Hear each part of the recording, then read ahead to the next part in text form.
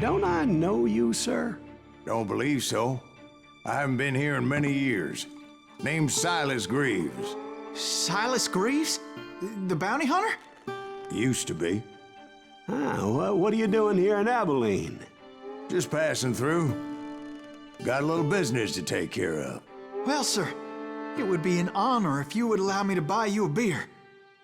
Hell, son, it would be my honor to drink it. I'm Molly. Howdy. I'm Dwight. That's Jack and Steve. Ben's behind the bar. Oh, I bet you got some great stories. A couple. Any of them true? Jack, be nice. A few. What about your shootout with Henry Plummer's gang in Bannock, Montana? Is that where you started as a bounty hunter? That's what it says in this here dime novel. Don't believe everything you read in them dime novels, boy. First man I hunted was back when I was riding with Billy the Kid. You knew Billy the Kid? Damn right. That scrawny son of a bitch had no fear. Wouldn't back down for nobody. I heard he collected the 10 stars off any crooked lawmen who crossed him. It was a war, boy. The Lincoln County War. And Billy promised his regulators would take the life of every bastard who helped bushwhack John Tunstall. Kid had a big chip on his shoulder and a hair-trigger temper. Made him dangerous as hell.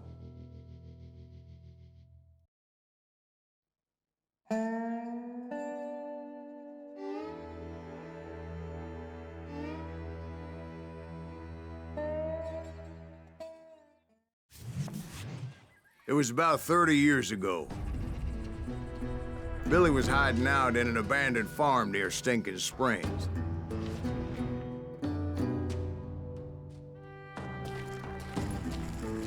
I threw in with the kid because the man I had sworn vengeance on was riding with Billy's enemies.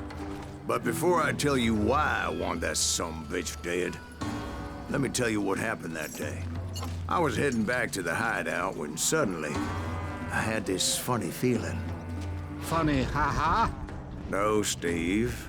The other kind of funny.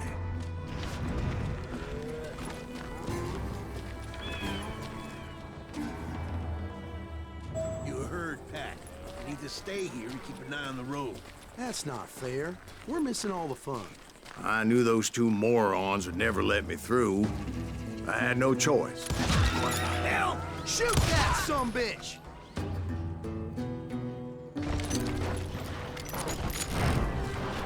Was it Pat Garrett's posse? Oh, yeah. I heard the shots and I knew I had to move fast. Garrett and his army of deputies had surrounded the entire homestead. I decided to help Billy and the boys out of it. So that's just what I did.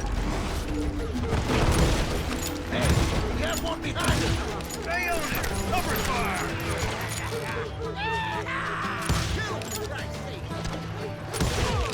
As the governor of New Mexico was paying for the kid's apprehension, Garrett was able to hire every gun hand in Lincoln County.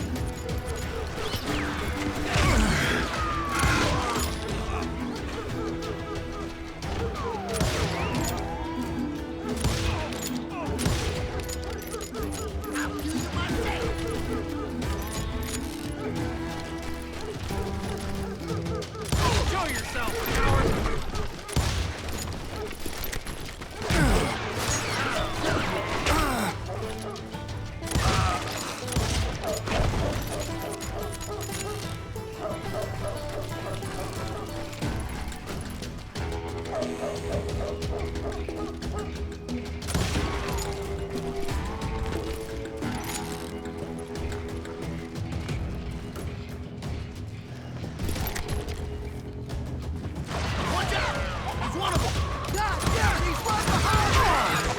Garrett's men were running around like a bunch of chickens with their heads cut off. These sumbitches running!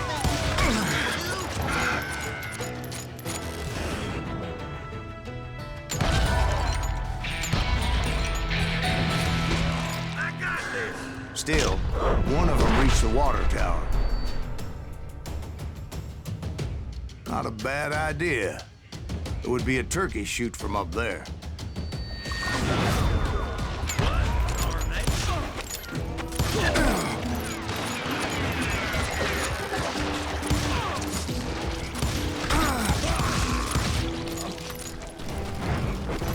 Luckily, these shooters Garrett hired weren't the sharpest tools in the shed. The right position is very important. Personally, I prefer to be on top. Oh, you do you? Indeed, darling. But where was I? Oh, yeah. A lot of them were saddle tramps or sod busters or drunken drifters looking to make a few bucks.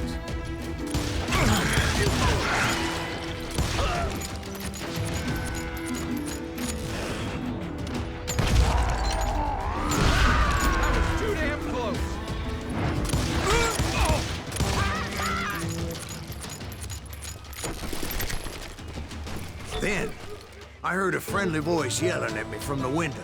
Back door! We'll cover you! Try aiming, you idiots!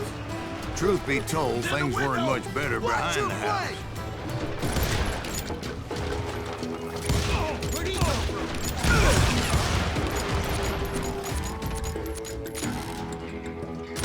I cut their numbers in half, but that just made the ones that were left twice as mad. I'm putting you down! They made up for their lack of skill with a seemingly endless supply of ammo. It was a bit of a slog, but I finally fought my way around the back of the house. And like that, I was inside, none the worse for wear. I passed Dirty Dave, and upstairs I found Billy and Charlie Rat Bolton. in a trap! God! How about that? Huh? You like that?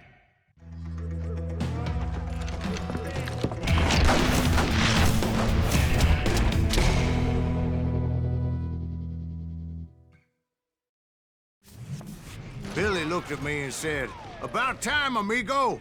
Grab a gun and get to the window." Wait, so you were friends with Billy the Kid? Yeah, sort of. Anyway, we were surrounded by dozens of deputized shooters who wanted to do us harm.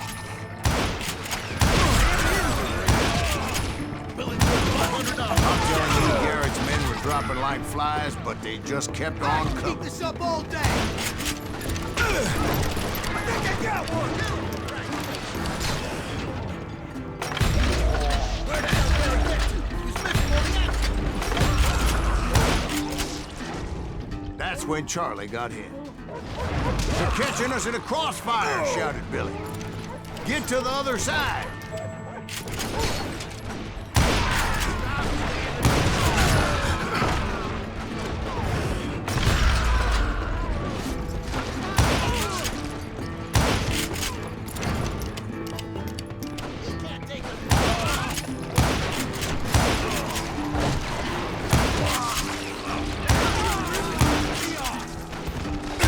I don't know how many of those cocksuckers I personally put down, but it was pretty clear, even to Billy, that maybe discretion was the better part of valor.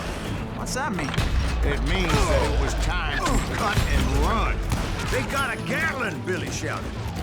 "Get the horses and bring them round back. I'll draw their attention." He directed that order at me, and I thought, why the hell do I have to do it? But I went anyway. Dumbass that I was back then.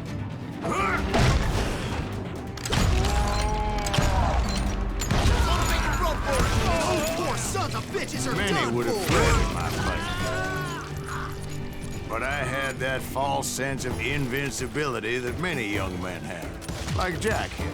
What are you saying, old man?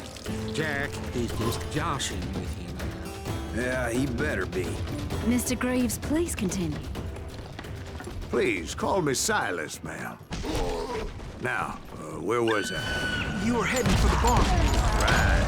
Making my way past a passel of fallen foes. Standing next to dynamite! Show yourself! Sounds like Garrett hired a whole regiment of hired guns. Yeah, and just when I thought I was done with them, more of these hapless bastards would pop up.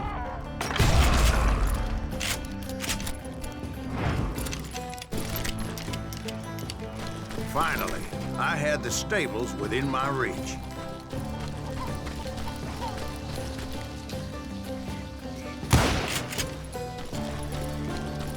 And that's when I met Sheriff Pat Garrett. I read that you went toe-to-toe with him, sir. That backstabbing bastard with that tacked-on tin star.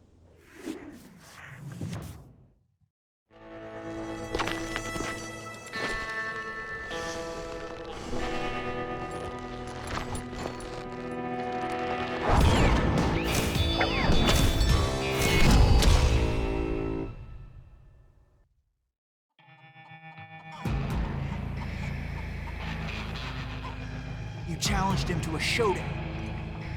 You read that in a dime novel? It said he showed no fear as he took your measure with eyes like a rattlesnake.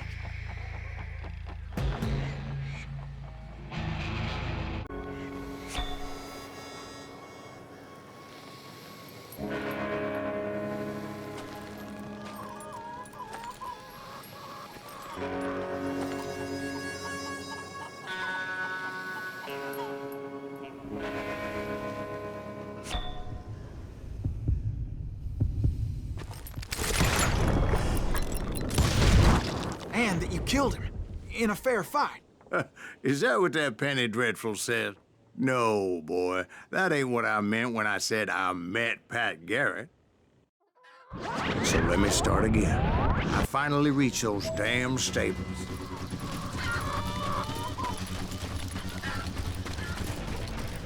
Stepped inside, and... last thing I heard was Garrett's voice. That's not Billy. And go on, how did it end? And, boy, that was just the beginning.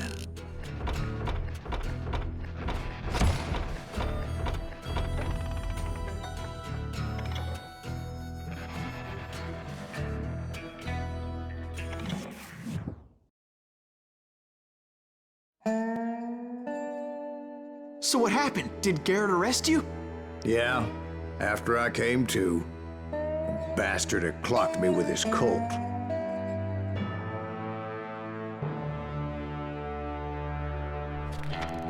And the kid surrendered? When he realized there was no getting out of there alive. So they locked you up in Lincoln? Indeed they did. Sentenced me to hang right along with the kid.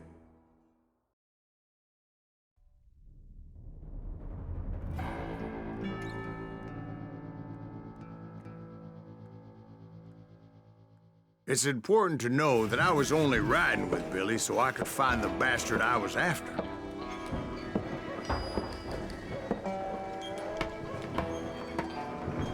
He was with John Kinney's gang, and they were sworn enemies of Billy's regulators. Why were you after him? I owed that son of a bitch a bullet for what he had done to me and mine.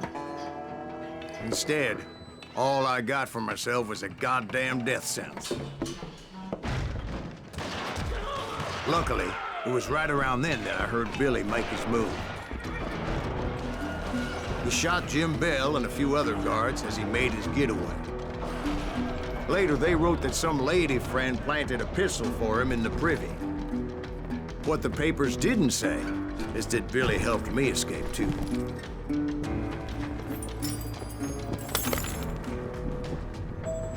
My first order of business was finding a firearm. Luckily, I located Deputy Bob Ollinger's mean-ass shotgun.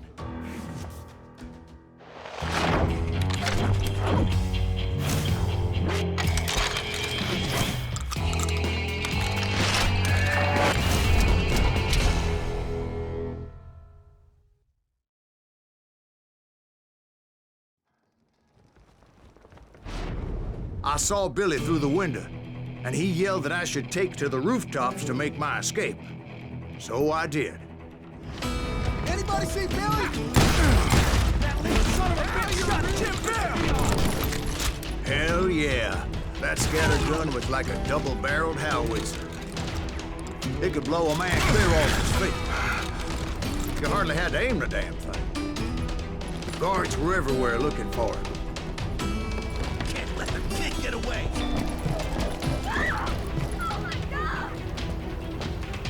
Anybody see him?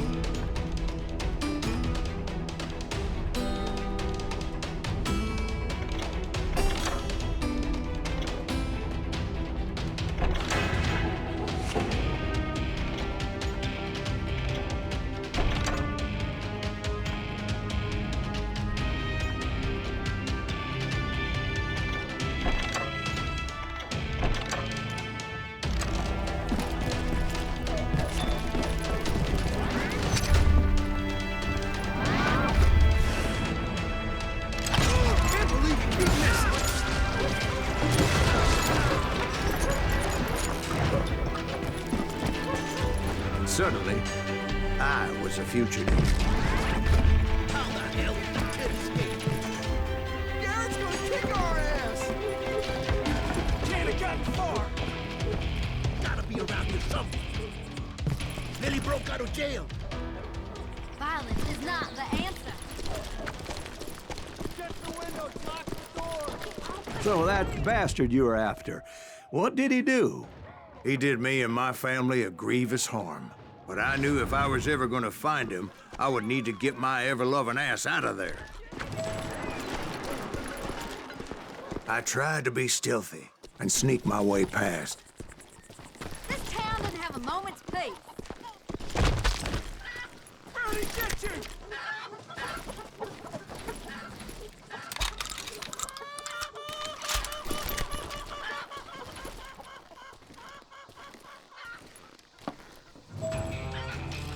You!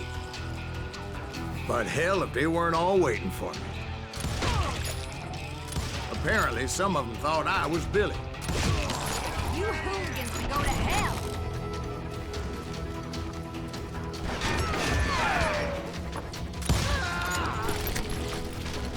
I'm here. He's in town somewhere. See, me and the kid shared a certain similarity in build and coloring. I was just glad I had Deputy Bob's mean-ass shotgun.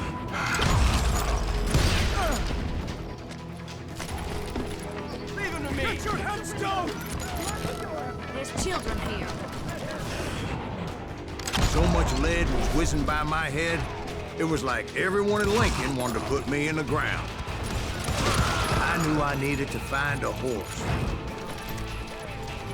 Though I never did have a great fondness for those four-legged grass eaters.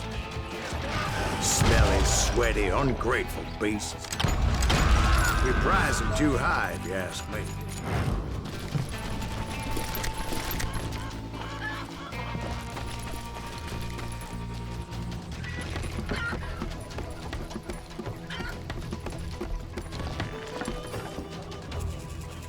Damn town's going to hell in a handbasket.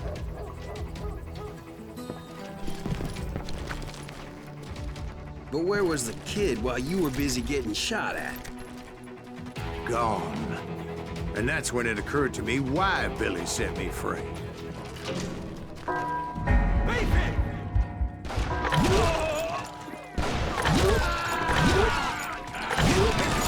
Respect for decency?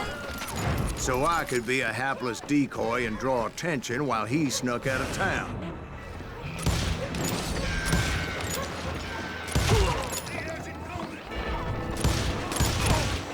I knew if I made it out of there in one piece, no one would put a price on my head. Because everybody in Lincoln would be dead? No, because they all thought I was Billy. And all that blame would fall on him. Meanwhile, Deputy Bob Ollinger was organizing a posse to put me down.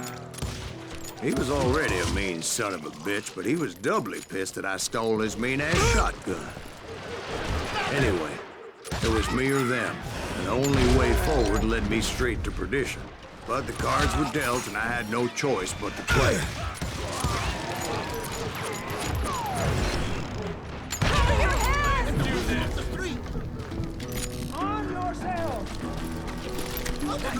Get away! Shit, we gotta get back.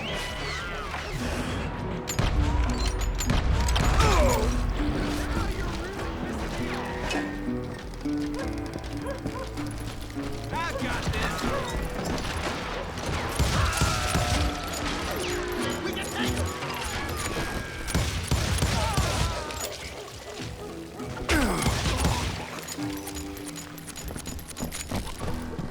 I'm here.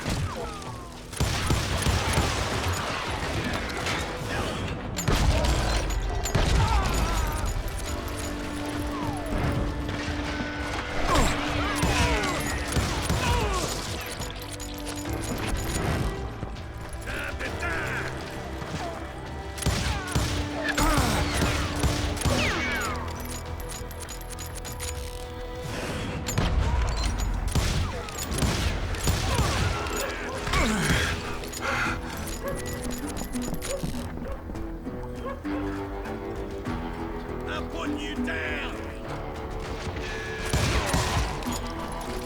Finally, I found what I was looking for.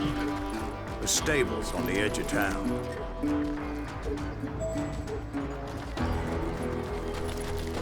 I guess Billy saved your ass, taking out Bob Ollinger the way he did. Billy didn't kill Bob. Well, sure he did. He dispatched him right after he shot Deputy Bell. No, sir. Because Bob came right up behind me, angry as hell that Billy had lit out. "Hello, Bob," I said. "I think you better let me go." And he says, "I don't think so, boy. Not with my shotgun." So we stood there in the middle of the street, eyeball to eyeball. He intended to kill me, and I knew I had no choice but to defend myself.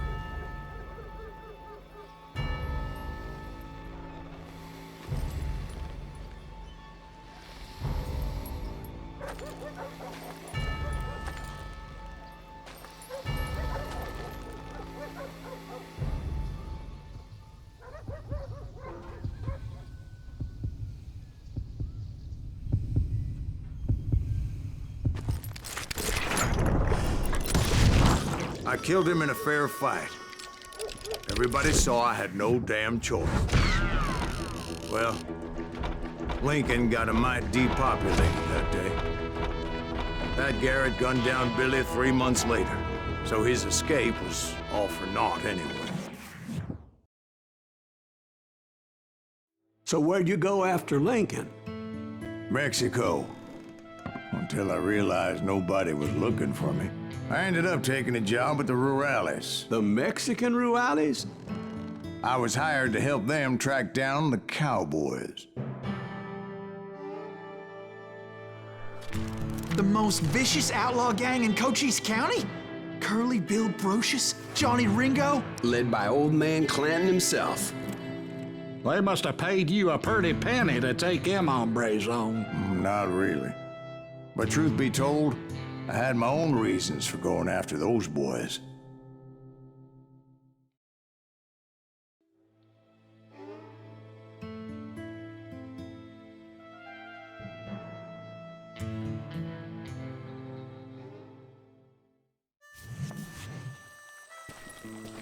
So was the bastard you were after now riding with the Cowboys? Roscoe Bob Bryant was his name. Oh. But no, this time it was a different bastard I was after. The aforementioned Mr. Ringo.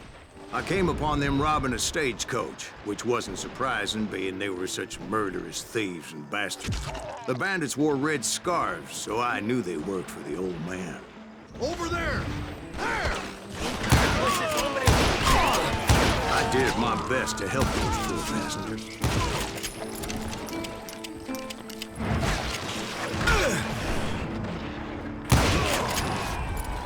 Moments later, the attackers were dead, and I checked the stagecoach to see how many passengers were still breathing. None. It was then I wondered if the rocks weren't hiding more bandits. Was that all of them? Or did I just hit the rear guard? I quickly got my answer. They attacked from on high like Apaches often did. They would appear in great numbers from above and rain down lead on their hapless enemies' heads. making use of the high ground and whatever else they had. Yep, the Apaches always appeared out of nowhere, and there never seemed to be an end to them. Hold on, were you attacked by Apaches? What happened to the Cowboys? Did I say they were Apaches? I said Clanton's Cowboys attacked me Apache style. I was in a pitched battle, but I was holding my own against an overwhelming enemy force. See, at the time, I was still pretty green and would often blunder into regrettable situations. But I just kept shooting at anything I could see up in those damn rocks. I didn't see Ringo, but I knew he was with the Cowboys. He and Roscoe Bob had done me a dreadful wrong, and I was determined to have my revenge. But to get to Ringo, I knew I'd have to fight my way past these other assholes first. Unfortunately, I was running out of ammo. Another perfect example of my relative inexperience as a hunter of men. I immediately knew that a tactical retreat was called for, as my vengeful fury was much less impressive without the bullets to back it up.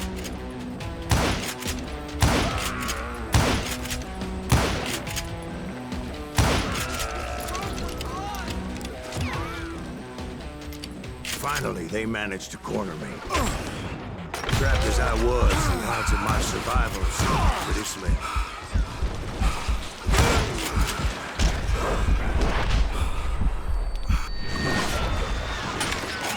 Luckily, serendipity was on my side as I suddenly spotted a way out of my predicament.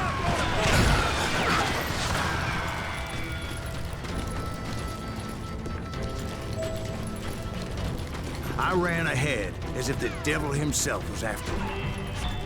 Bullets were whizzing by my ears, but I wasn't about to roll over and die. I just kept running like there was no tomorrow. Because there wouldn't be if Clanton and his men caught up with me. As I was scurrying around those caves, I thought, what was I thinking? Going up against a gang like this?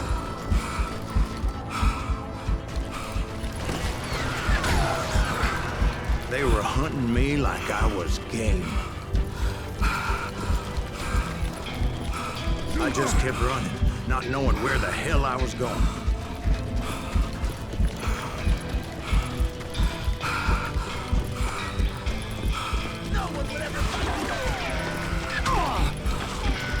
And that's when something miraculous happened.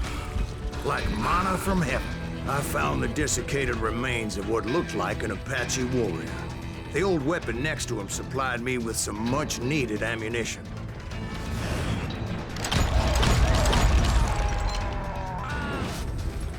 Bat Masterson once told me it was more important to be lucky than good, and he would know.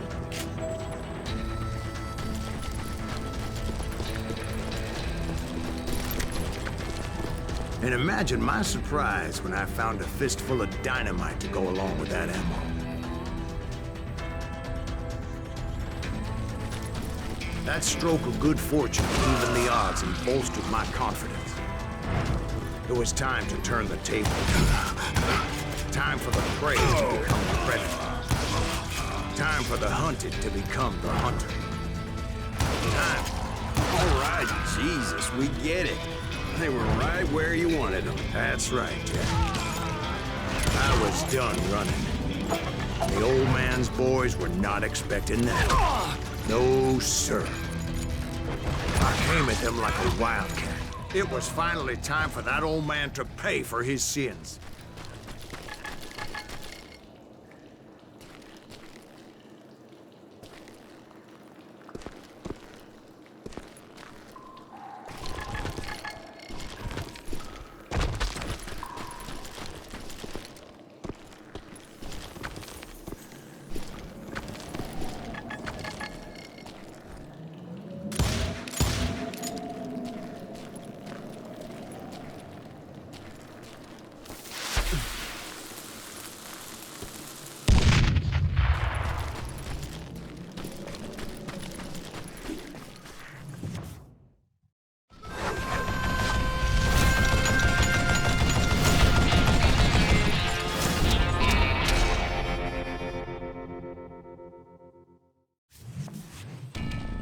I yelled out at the top of my lungs, "Clanton, I'm coming for you!"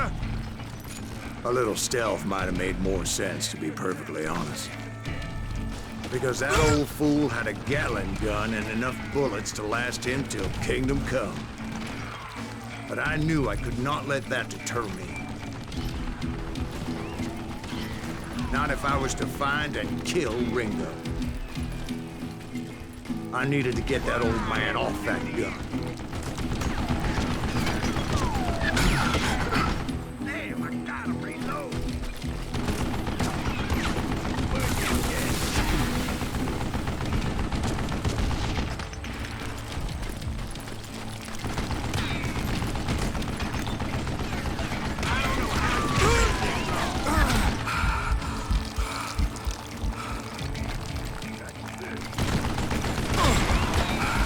Most everyone thought it was the Ruales who had come up against him in Guadalupe Canyon, but it was just me.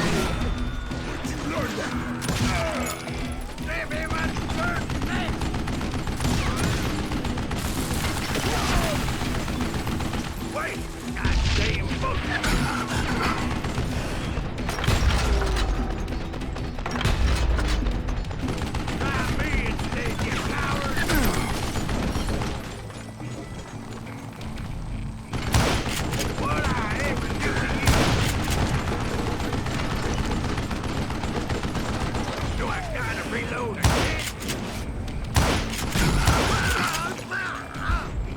one of the Cowboys made it out of there alive and told Ike and Billy Clanton that it wasn't a Mexican who took their father's life that day. They just assumed it was one of the Earps, and that little misunderstanding eventually led to that legendary gunfight at the OK Corral.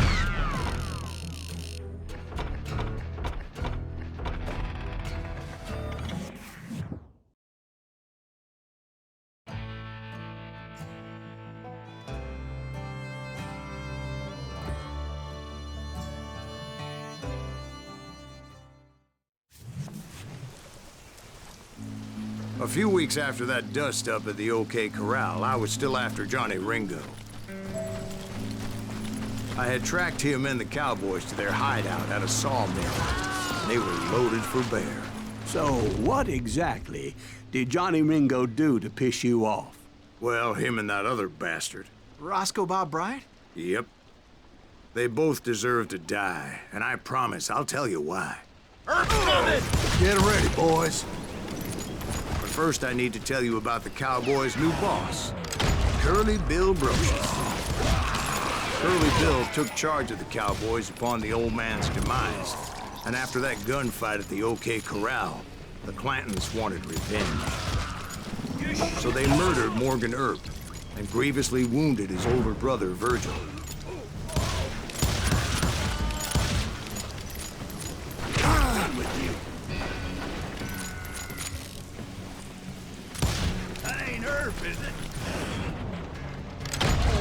Wyatt and Doc went on what became known as the Vendetta Ride, hunting those outlaws down. So when I showed up, that's who they thought I would.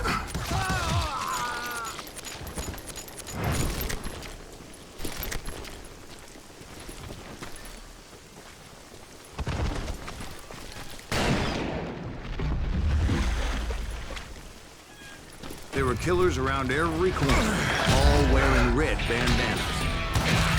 That's how the Cowboys identified each other, and I was beginning to wish I had one myself.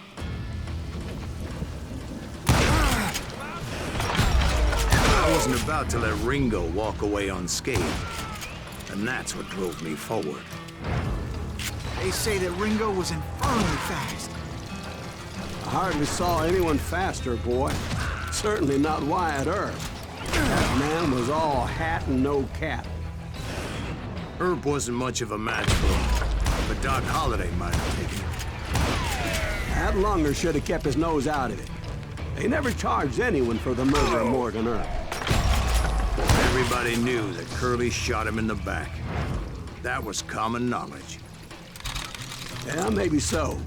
But Ringo had nothing to do with it. He was just being loyal to a friend. Is that what you call it? Being loyal?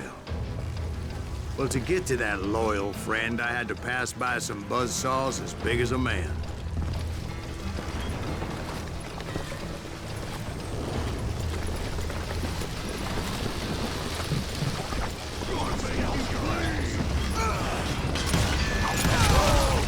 Excuse me, sir. I have a question. What's that, Dwight? After old man Clanton died, why didn't his son take over the Cowboys? Because Ike Clanton was dumber than a box of rocks and a yellow belly to boot.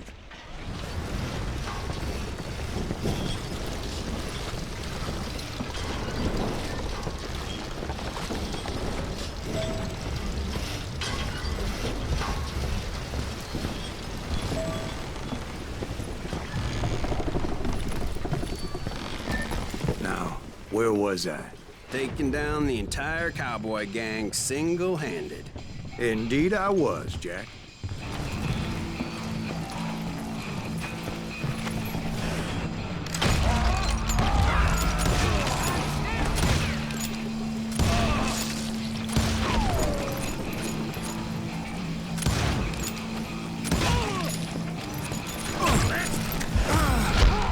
Though it wasn't easy, as those boys had good cover.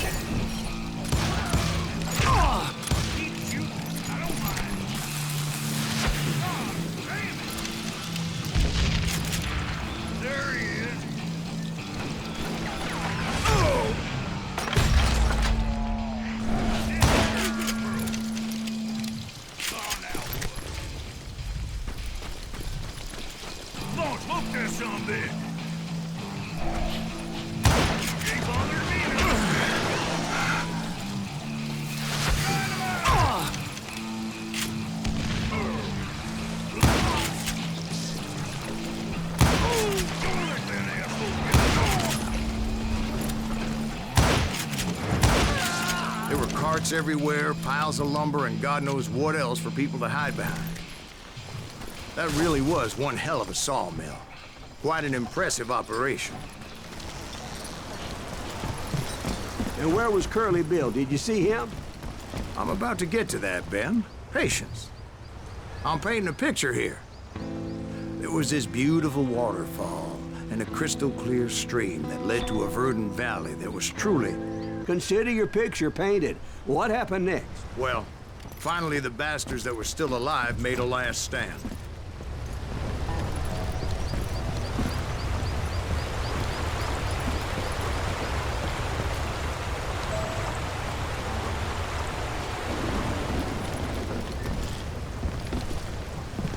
Curly Bill, Johnny Ringo, and his compadres took off into the lumber yard, and I followed after.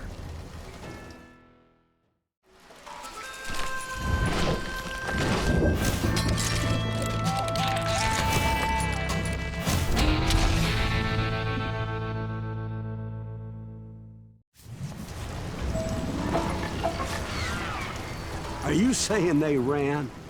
Cowardice was not in Ringo nor Curly Bill's nature. No, sir. I never said they were running scared. They just wanted me out in the open. Time to dance with the devil! You working for Wyatt Earp? Come on out, you yellow! Earp said you to kill him!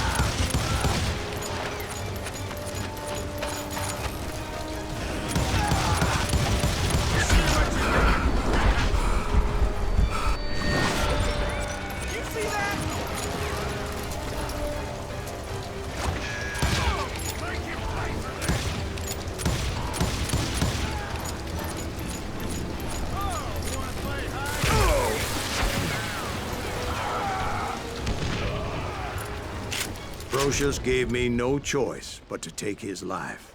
But Ringo was nowhere to be found. I knew you didn't kill Ringo, because he was found dead in a different location altogether. To this day, his killer is still unknown. Indeed. Took me a few months before I finally tracked his ass to West Turkey Creek Canyon.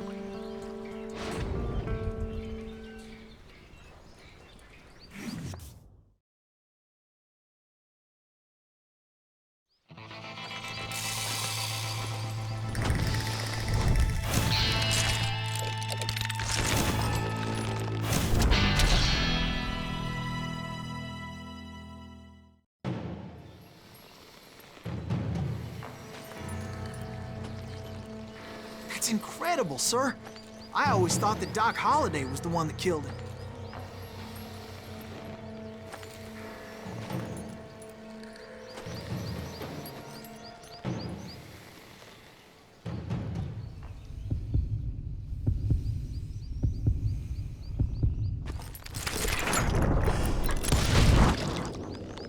Sorry I had to ruin the legend for you, boy. But the legend ain't always true. Doc Holliday had nothing to do with the death of Johnny Ringo.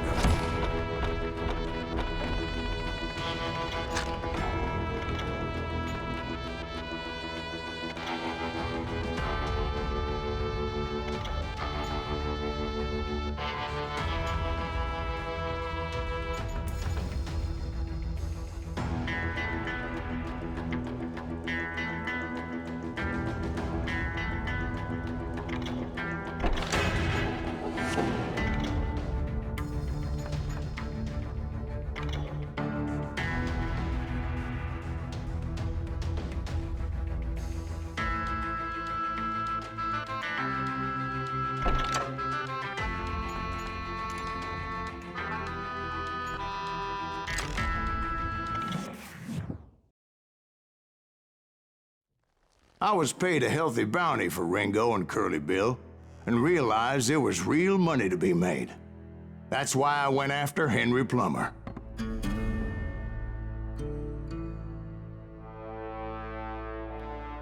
Wasn't he the sheriff who augmented his income by shaking down miners and robbing gold shipments? That's the one. Oh, yeah, I remember him. He ran that gang of thieving outlaws called the Innocents. So it's true that you went toe-to-toe with him? Indeed I did, son. Indeed I did.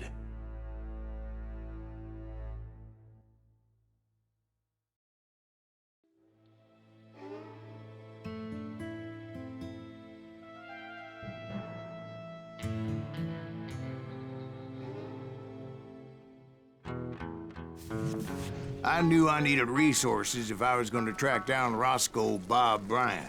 And hunting Plummer looked like a good way to get rich quick. As the local vigilantes exposed him as the leader of the bandits and put a generous price on his head.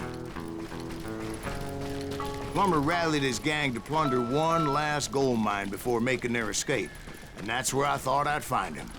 It makes me nervous standing so close to all these goddamn barrels of gunpowder. Why would you be nervous? No one has the cojones to come after us. As long as you don't light up a cigar, we're fine. As my late father pointed out to me more than once, God made men. Samuel Colt made them equal.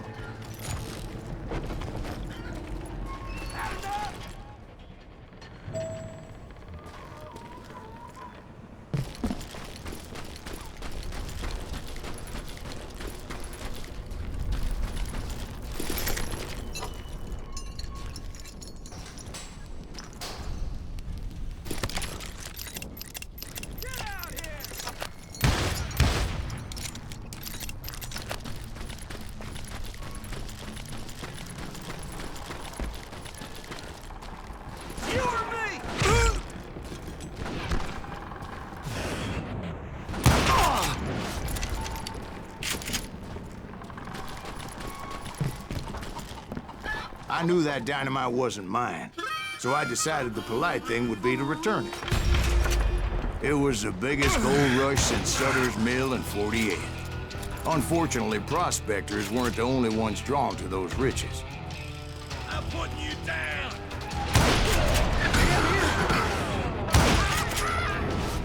There were thieves, killers, robbing travelers, and hijacking gold shipments. Like those that ran with Plummer. Some were just regular folks I knew from town, drawn by greed and easy pickings. Charlie Crow, the blacksmith. James, who worked in the stable. Sam and Jeremiah Barber, the butcher's son. Of course, the rest were veterans of the Civil War.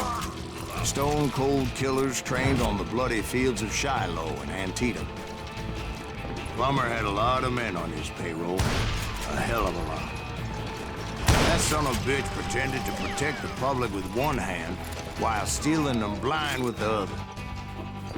He set up a defensive perimeter which I had no idea how to break. Dangerous, desperate individual. I was outnumbered and in way over my head. But I was too damn stubborn and stupid to realize. They must have thought I was touched. Or had some kind of death wish. Seeing as there were barrels of gunpowder everywhere. I thought I was some kind of hero.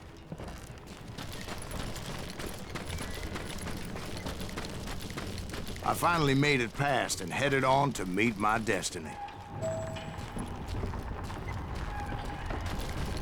But first, I had something I needed to figure out.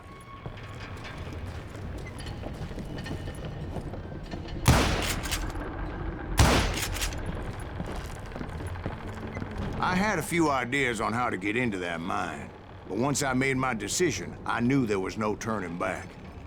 So my first thought was to enter the nearest mine portal. I saw an entrance. Made sense. It was the quickest way in, but that also made it more dangerous, as there would undoubtedly be enemy pickets posted along the way.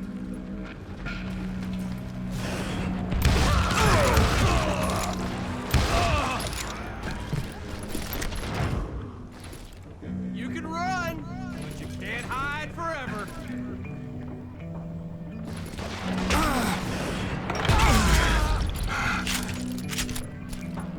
Besides, once you enter a mine like that, it's easy to get all turned around. And that confusing maze of corridors wouldn't even be the worst of it. Some of those shafts could be as deep as hell.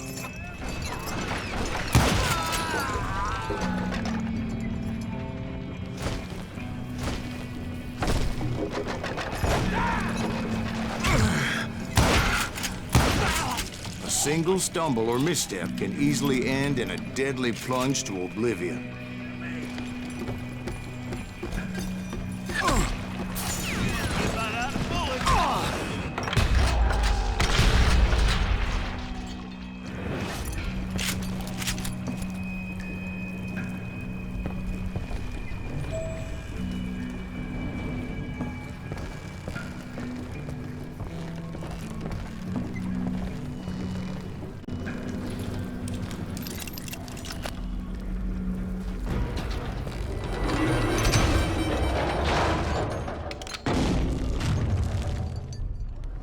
I would just need to be careful not to blow myself to kingdom come.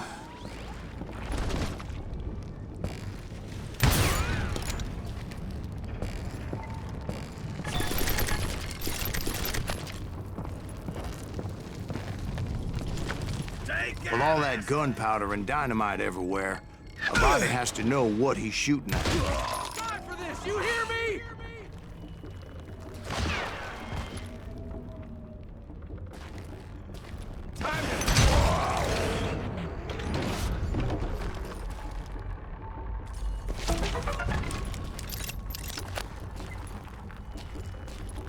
One wrong bullet could have turned that mine into a dad-blasted tomb.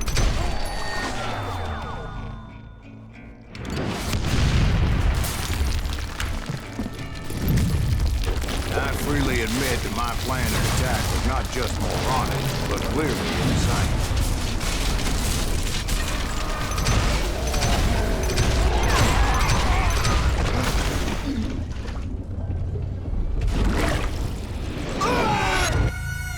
It's a good thing that I abandoned that ridiculous plan before I even tried it. Instead, I spotted a ladder, a way into the mine from the opposite side.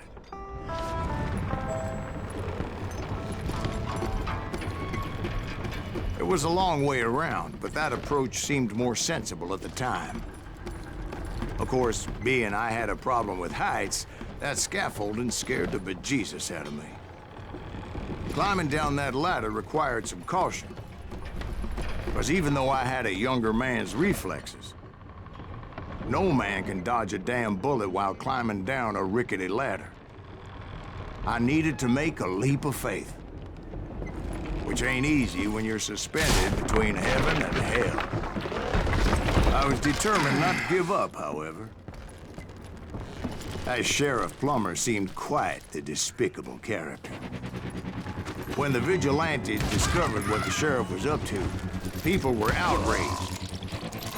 That 10,000 they put on his head would go a long way to helping me find old Bob. And I had made it my mission to settle that score come hell or high water. But first, I would have to make a choice. Take the elevator or climb the ladder.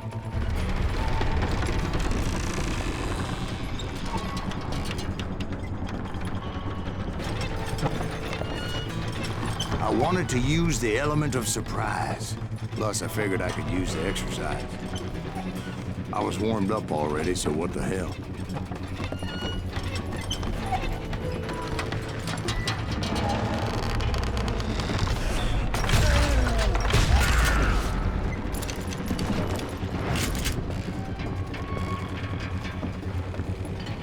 Plummer was a mad dog killer, and the people of Nevada City deserved that. Nevada City? Well, I thought Plummer met his maker in Bannock, Montana. Right, well, he was the sheriff of both places at one time or another, but that's neither here nor there. The point was, taking him down would save a lot of lives, including my own.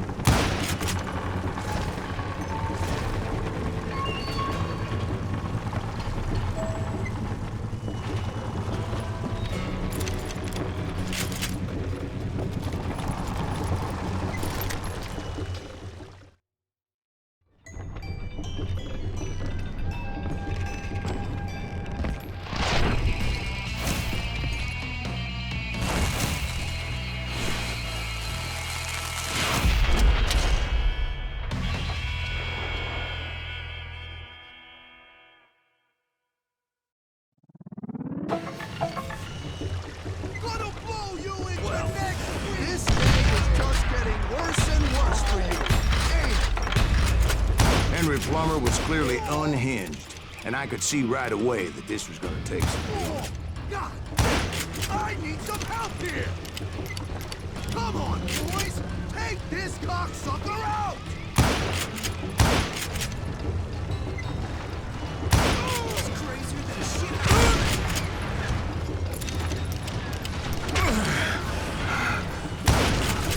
Time now!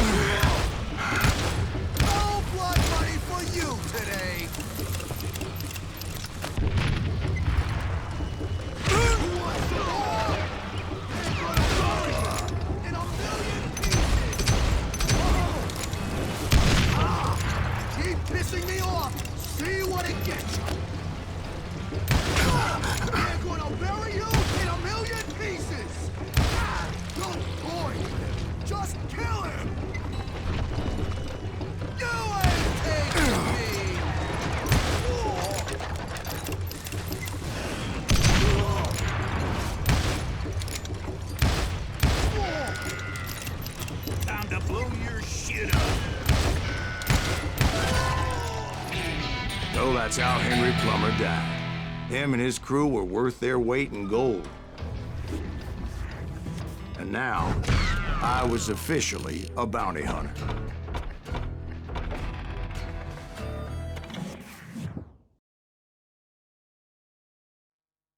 So, did you finally go after that Bob feller?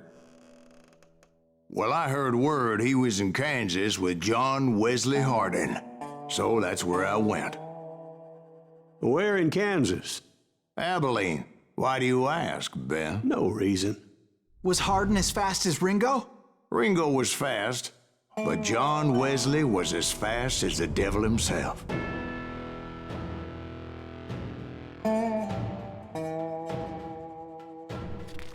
Hell, he killed his first man at 15. From that day forward, he had a price on his head and wouldn't back down for nobody, not even Wild Bill Hickok himself.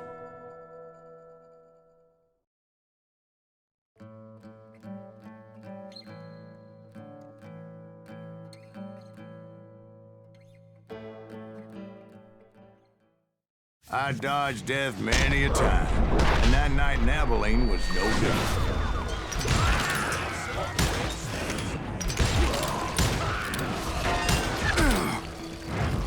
I was there with the intention of finding that bastard Bob and collecting the bounty on John Wesley.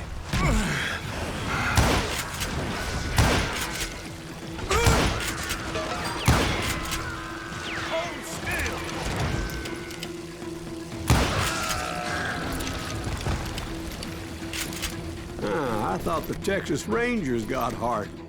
Yeah, that's what they want you to believe.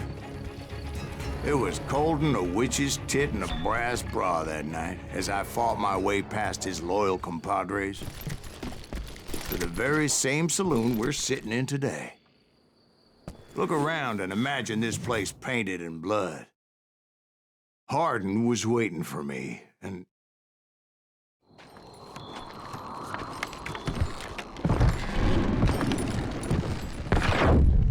wait, I'm jumping the gun here. Let me back up and give you some background on this sumbitch.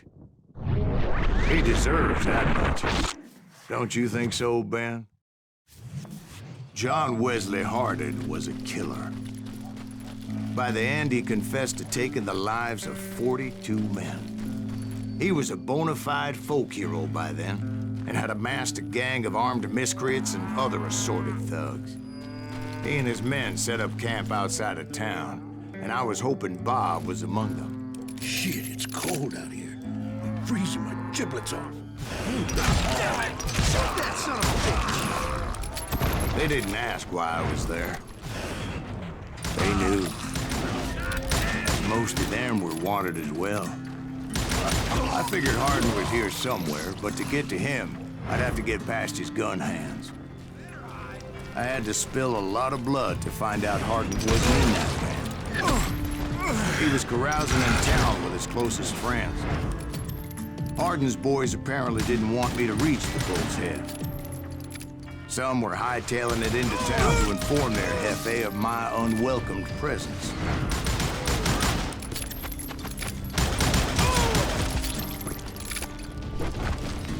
Tell Hardin someone's coming for him! Stop that sumbitch! Let the boys know we got another law dog. Oh! You just met your match!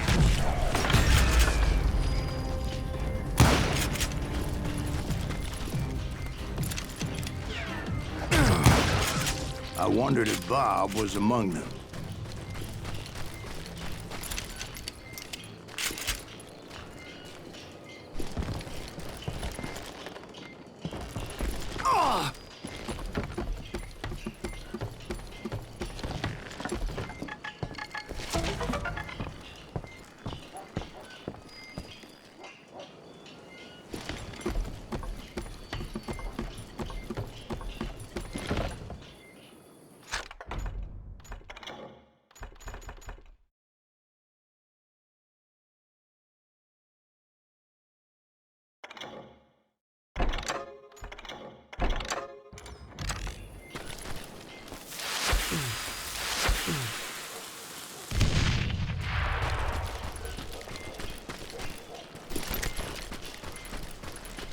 and I steeled myself for the fight ahead.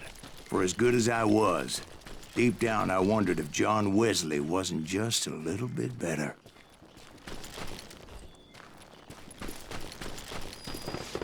Before I could test my mettle against Hardin, however, I would first need to dispatch his cadre of hired killers. Most of these degenerates were beyond redemption, but John Wesley might have been a different story.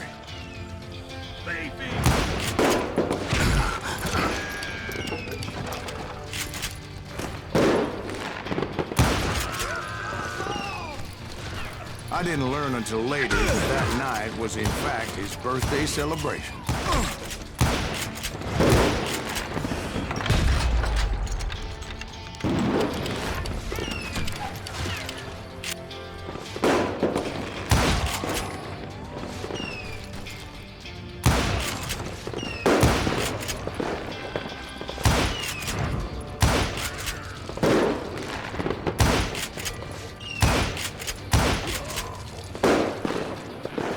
I think I already mentioned that I found Hardin in this very saloon.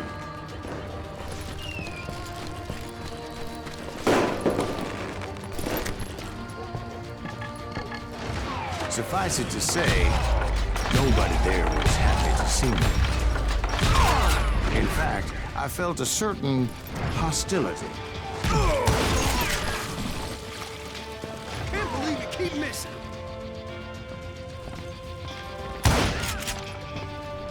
Yeah, you know you can't beat me.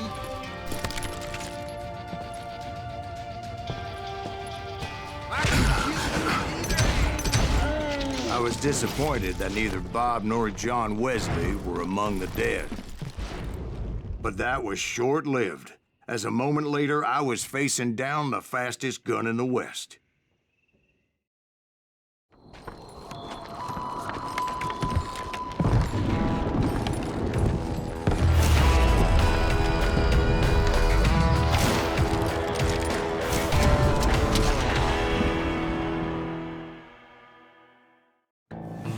I felt a bolt of adrenaline, or maybe that was fear.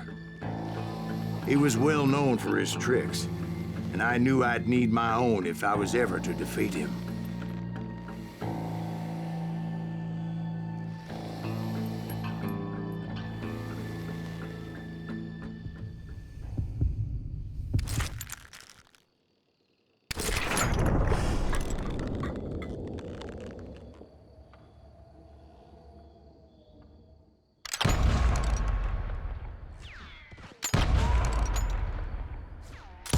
That man was faster than greased lightning. But being inebriated as he was, he didn't count his shots. And now, he was at my mercy. So he didn't die? No, I sent him to prison. Years later, after he was free, some restless avenger took his life. Shot him in the back in a saloon just like this one. Anybody up for another beer? Ben?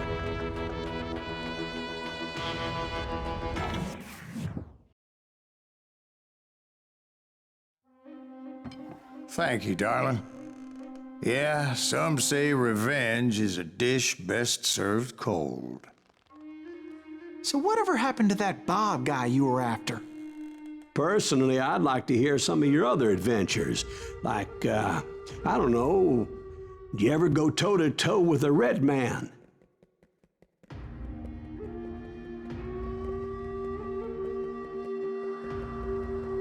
Yes, I did, Ben. I remember once I was after this renegade Apache, Grey Wolf. Strangely enough, revenge was also his primary motivation.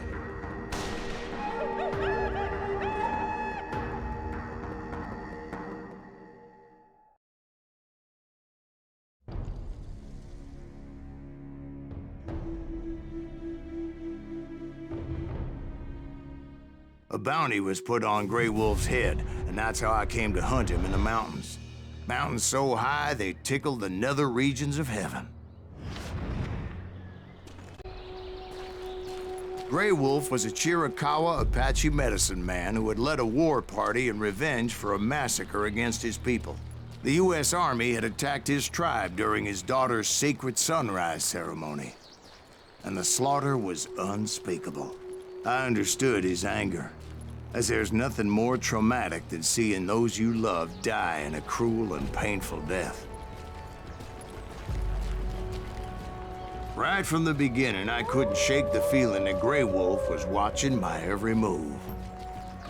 He led a band of young Apache warriors who wanted retribution and were more than willing to die for him.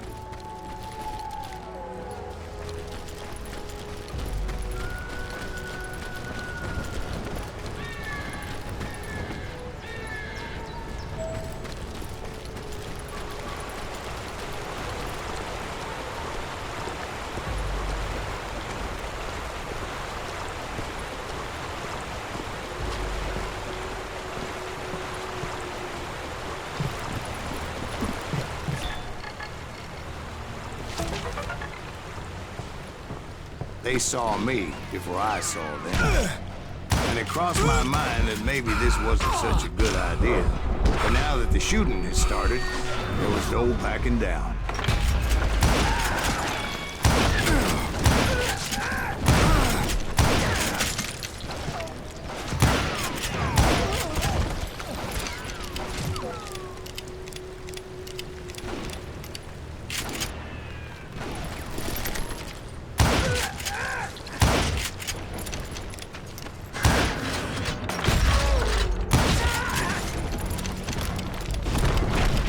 It was rugged country, the winter home of the Chiricahuas, and that's why they had retreated there. I admit to having some regrets about going after them as a kid. But then again, I got a lot of those.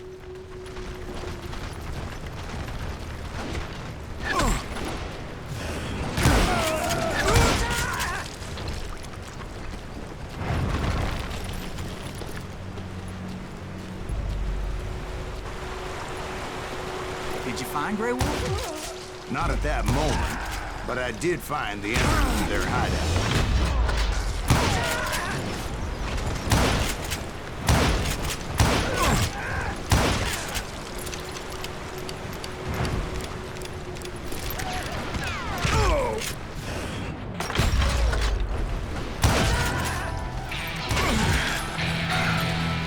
A deep crevice that led to a deeper cave. Don't tell me you went in there. Yeah, but it's not out of bravery so much as pure, angry cussedness.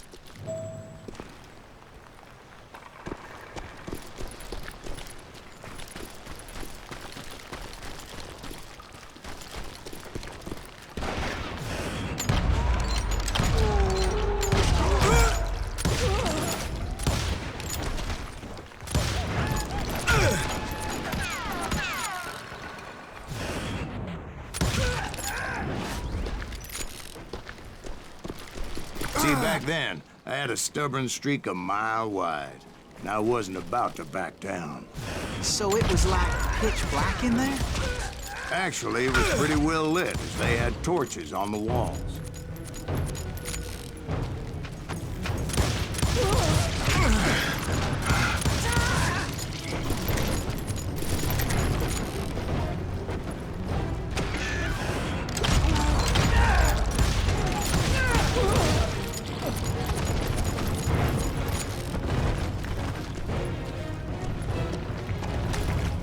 How big was this cave?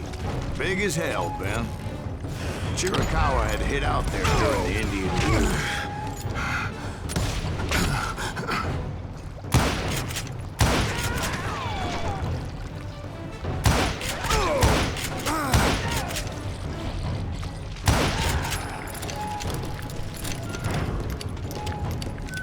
They thought it was haunted with the ghosts of those murdered by the horse soldiers. The cave was haunted with dead Indian ghosts? To be honest, I was more concerned with the live ones than the dead ones.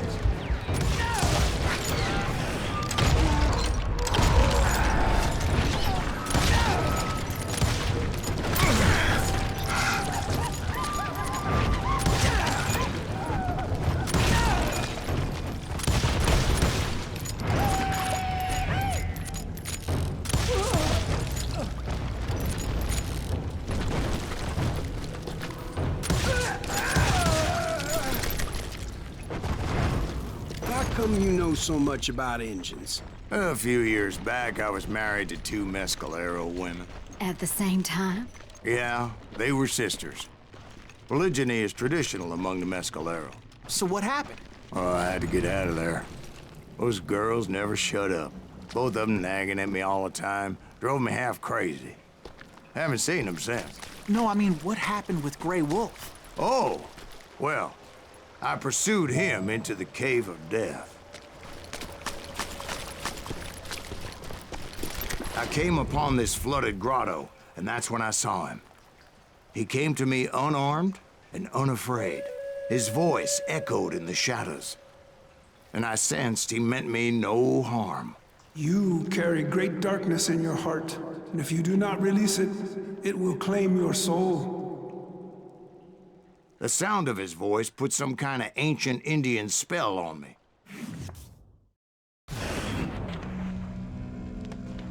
As his story unfolded in my mind, You will come to this place again and kill many more men, and the darkness will grow until it consumes everything you are. The soul would have no rainbow, the eye had no tears. he said I was a great warrior, a coyote man, unequaled by any other pale-faced warrior, or something like that. The snakes will bite shadows of your past until a venom poisons your heart, and an echo of the song of the dead summons the spirits deep from within the mountains. I didn't quite get what he was saying, but there was definitely snakes. And indeed, his warriors surrounded me and attacked me like hungry wolverines. They couldn't stop me, though, and Grey Wolf wasn't in the mood for idle talk.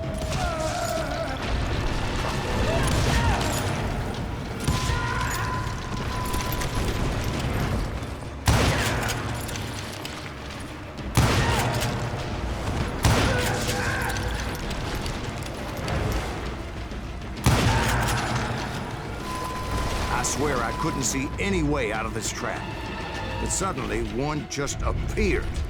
Kind of like a miracle.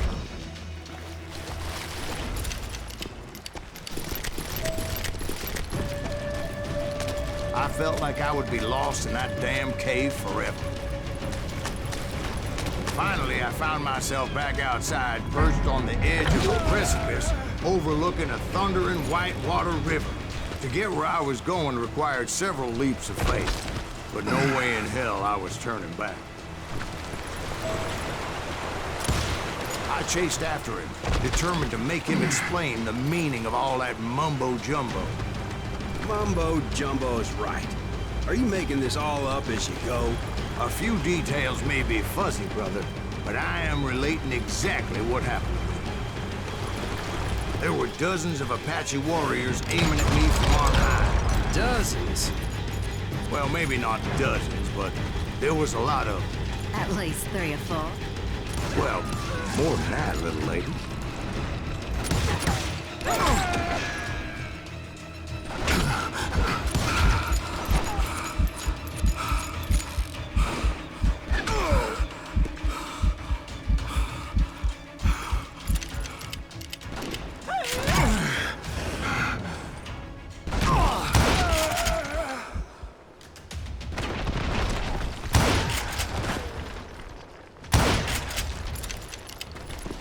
Steep climb up creek ahead of me and scrambled up those rocks like a mountain goat.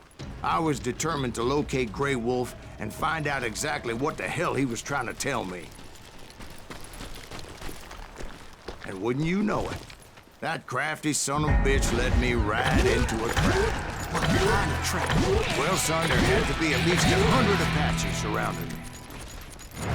100? God be my witness. Oh, come on. Who you kidding? Hey, I believe you. Come on, tell us how it ended. All right, but I'm not gonna drag this out. Where were we? You were surrounded by 100 Apache warriors. Well, I didn't take the time to count them exactly, but there were a lot of them.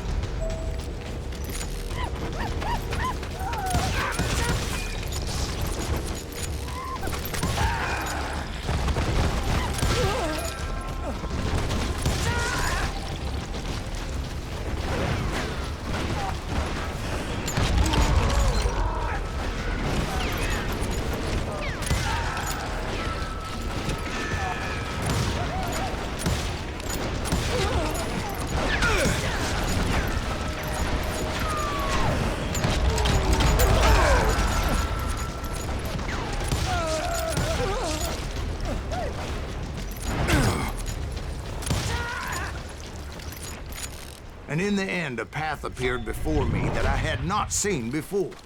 I followed it as I desperately needed to find out what Grey Wolf was trying to tell me.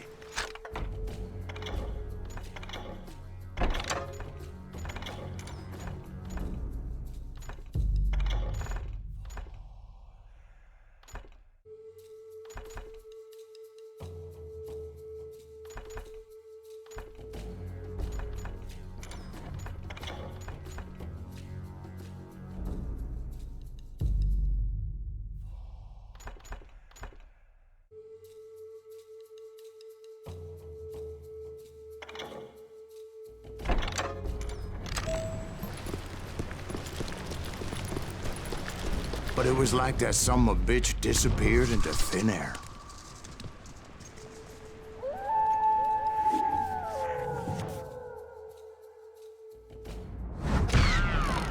Never did find him. And never did collect my goddamn bounty. Thank you, darling. It's interesting how the truth can sometimes seem, might malleable, depending upon your point of view. Like how those dime novels make you out to be something you're not? Jack, don't be starting trouble. No, he's right. They do tend to exaggerate. Did they exaggerate your part in taking down the Daltons? Well, I was there in the flesh, boy, so I saw what happened firsthand.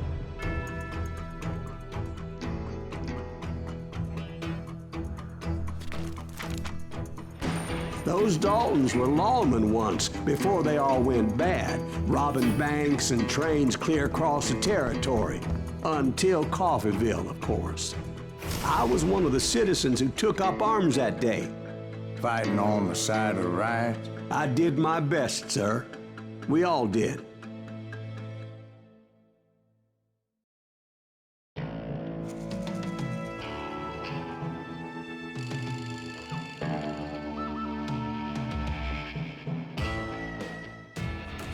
It was early morning. One of my friends was a local gunsmith, and he handed out firearms to anybody who'd take one. You see, the Daltons got it in their heads to rob 2 banks at the same time. 2 banks on the same damn street. Story was Bob Dalton's girl was always writing him about how he had no ambition. Well, the locals recognized the Daltons right off. Before they could get away, half the town took up arms to defend their property. Put some holes in!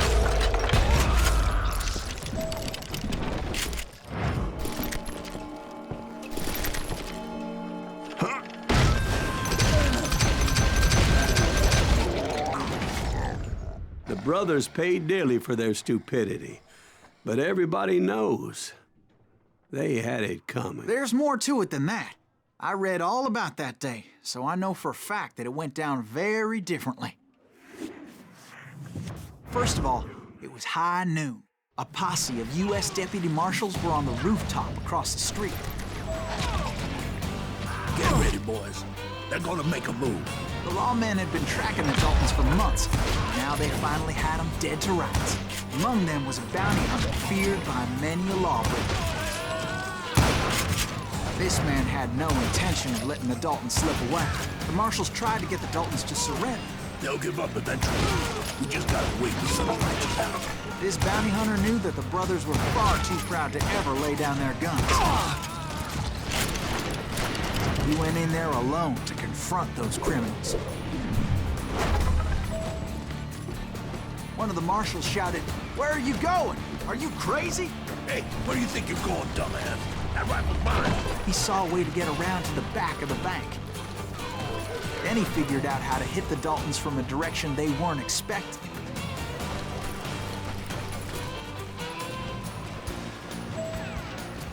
From above. Fortunately, a water tower was right there.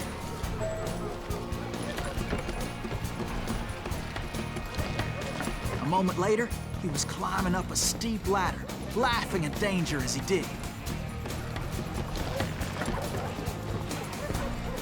It was brave men like him who risked their lives to tame this wild country.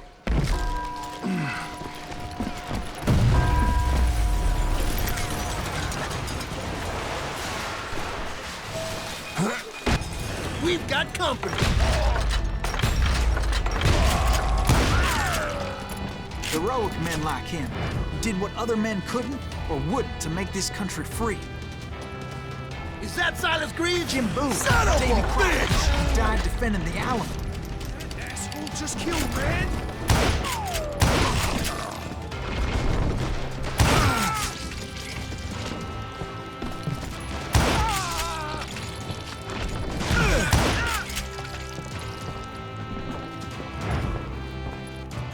Over there!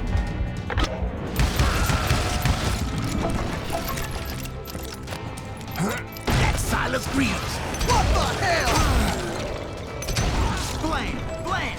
He came away victorious, taking down those thieving Daltons.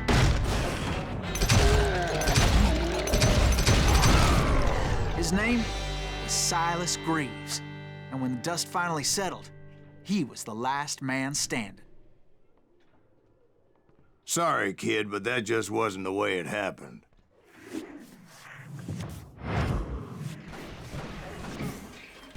It was early evening, not high noon. You or me? Daltons blew up a safe, and were all set to hightail it out of there. I was late to the party, and Coffeyville was already up in arms. Those pathetic deputies surrounding the bank were dropping like flies.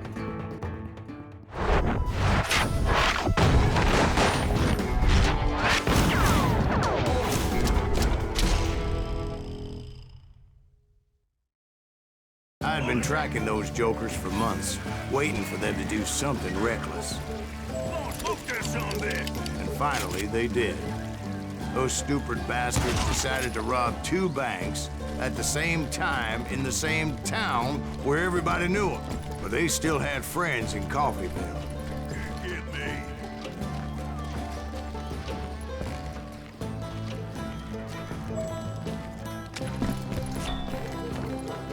Shoot, I dare you.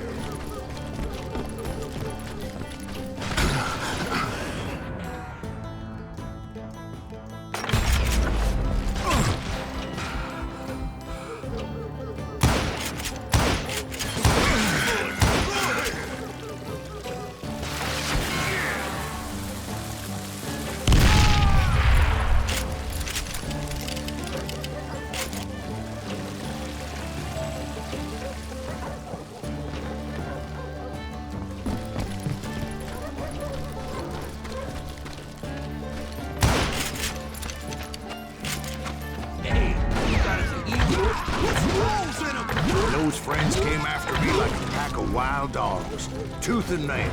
They were coming at me from all directions. I caught sight of the Daltons running with the money and didn't want to lose them. The problem was, they knew the town better than I did. And to top it off, I found myself in the middle of another shootout entirely.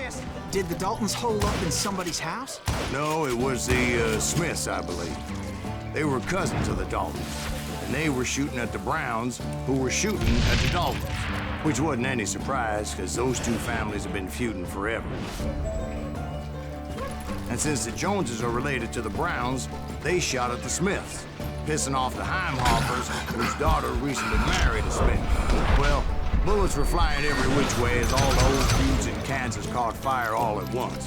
There was a hell of a lot of pissed off people in Coffeyville that day. But that's just the way life is sometimes. Shit happens.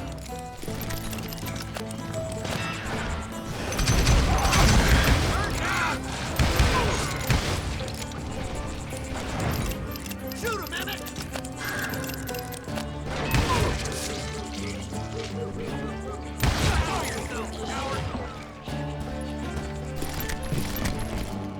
You ain't stopping me!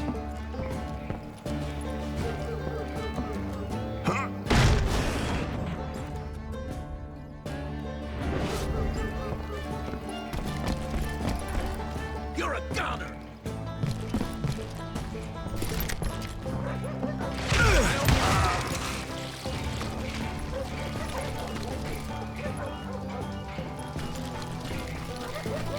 The Dalton boys knew I would never give up.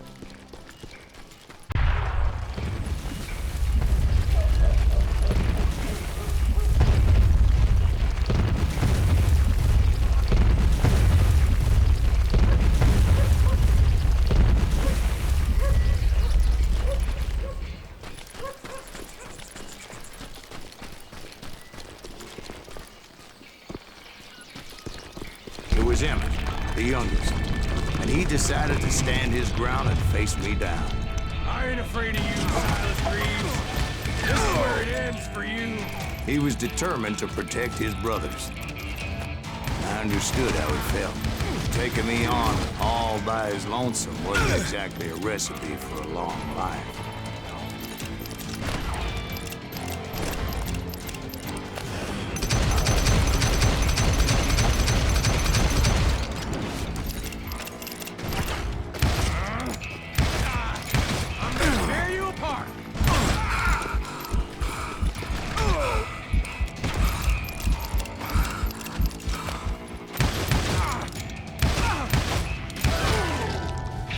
But Emmett Dalton survived the robbery in Coffeyville. He's the only Dalton who did.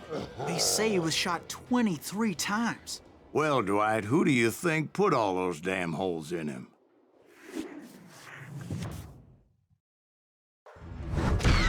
But I have to admit, that boy had grit.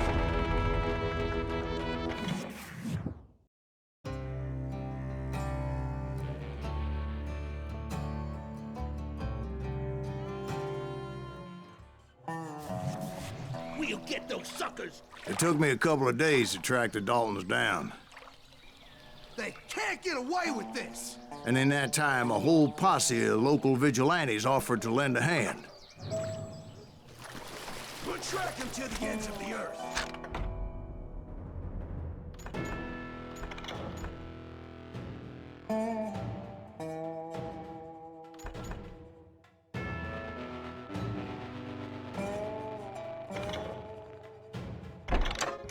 They seemed as determined as me to find those outlaws. But as we headed into those swamps, it was like I had my own private army. There was no way those boys were getting away this time.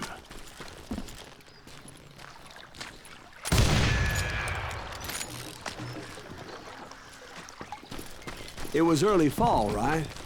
Beautiful time of year. At least you had the weather on your side. Not by my recollection. It was damp and foggy as hell. It was tough to stay on a true course, so we kept an eye out for landmarks.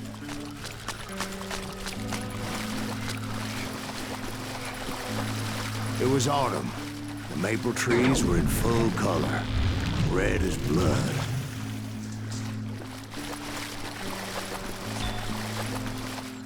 The rains that year were torrential, so the whole area was flooded. The vigilantes had spread out wide, and pretty soon I couldn't see anybody.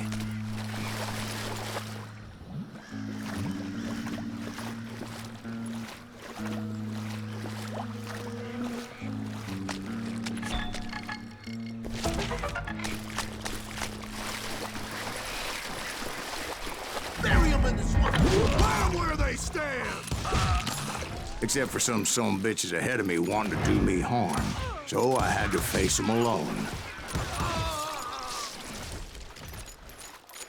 I wondered why my compatriots didn't come running when they heard the shots. So did you find the Daltons? Not yet, but I did have the questionable pleasure of meeting a few of their friends.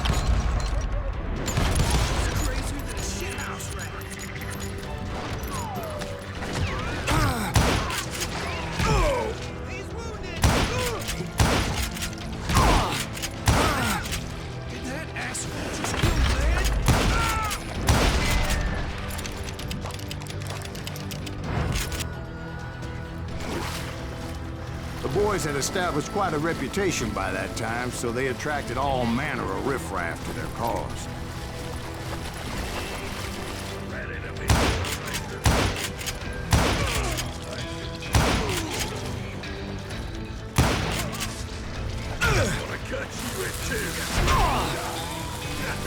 Point being, I was under serious attack.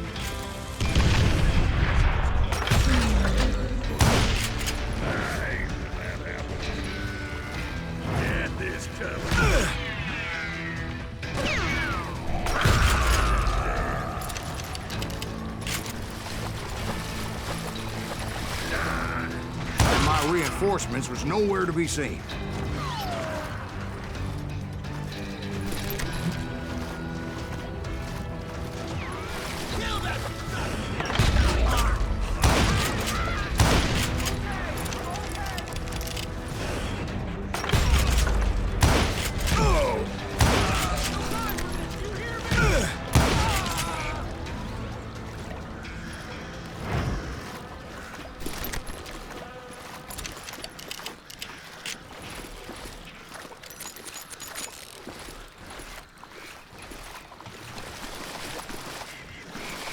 Luckily, a barn materialized as if right before my eyes. I scrambled up top to get a better view, but just ended up falling inside. So, how did you get out? The barn doors was open. About right then, I saw some suspicious characters running for the bushes. Of course, I followed them. But that goddamn swamp was like a goddamn maze, and pretty soon I had no goddamn idea where I was. Steve? So I just started walking, and pretty soon Oh.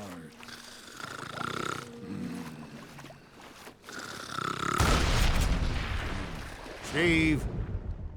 Steve! Huh? Oh, no, I'm listening.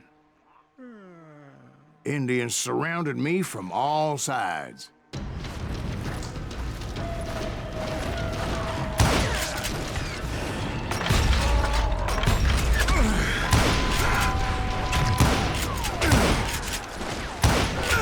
Indians? There were Indians? No. I just wanted to make sure Steve was paying attention. Now, where was I? You were following the Daltons through a swamp? That's right. See, Steve? Dwight's paying attention. No, I'm listening. I was just resting my eyes. So, where was I? The Daltons. Right. See, there's a reason so many outlaw gangs are made up of brothers. Being a brother is a very sacred thing. It's a bond like no other. So did you ever find the damn Daltons? Not yet. But I did find a few of their cousins. Kansans breed like rabbits. More Smiths or Heimhoffers or who knows what. But hell, what's more important than family? I bet Ben knows what I'm talking about.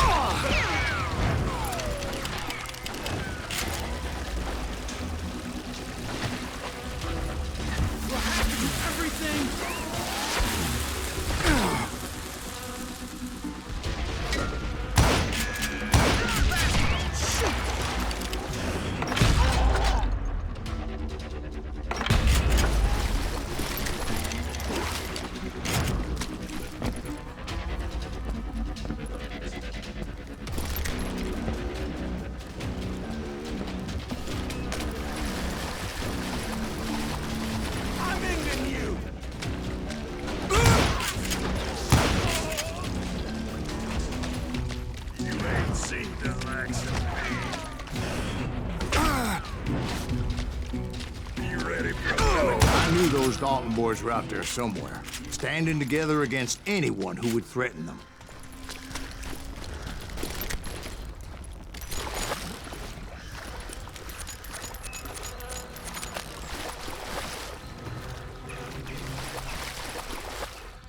And that's when I saw it. A goddamn steamboat. A steamboat in a swamp? Yeah, Steve, but this wasn't much more than a wreck, really. But how'd a damn steamboat end up in the swamps? Yes, it floated off during the flood of '89. Now, was it a stern wheeler or a side wheeler? What? Does that really make a difference, Steve? It was a steamboat with a goddamn army on board. It was then that a fusillade of bullets come raining down from on high. And those vigilantes who accompanied me weren't anywhere to be found. But among those men that were shooting at me, I thought I saw some familiar faces.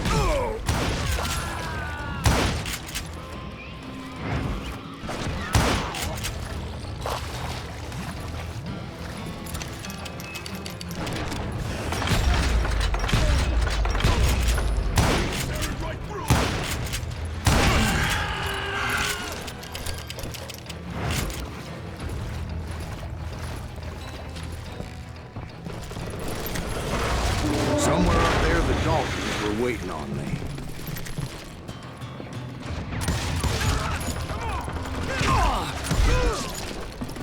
Sounds like you don't give up too easy. That's the kind of man I am, Ben. I set out to do something. I do it. Surrender just ain't in my nature. Plus, I'm stubborn as hell.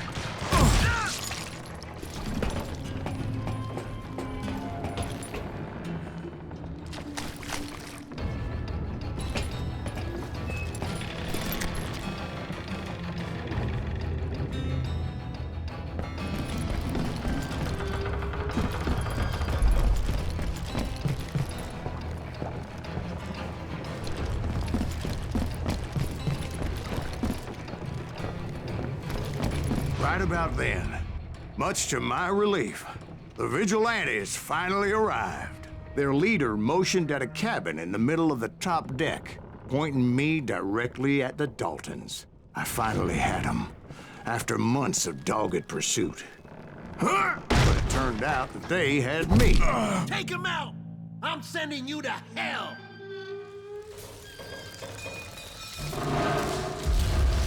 The Daltons had played me like a fiddle.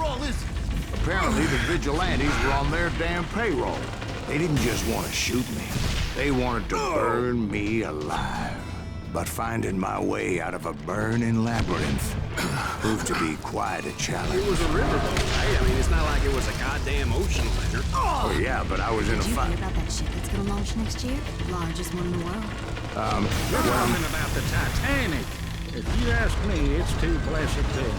I don't think it'll even float. So anyway... Don't be stupid, Steve. They know what they're doing. They say that the Titanic is unsinkable. Oh, God.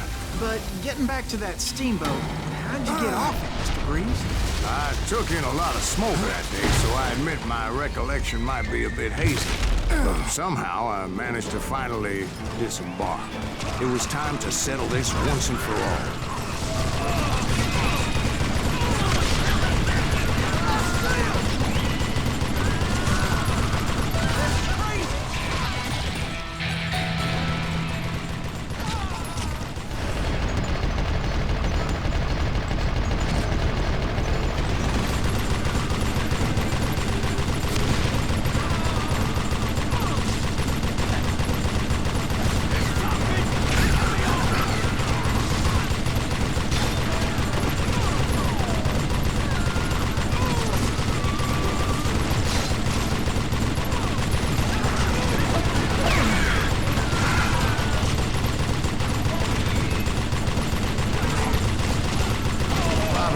Weren't about to come at me one at a time.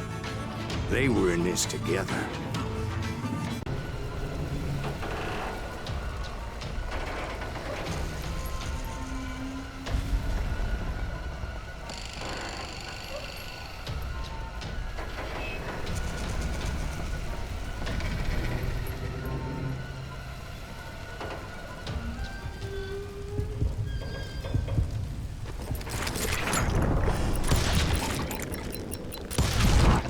they got it wrong. A sad end for those two. If they'd only known that Emmett was still alive despite his wounds. Paroled 14 years later, he moved to California and sold real estate and lived off the legend of that fateful day. And the tragic death of his two brothers.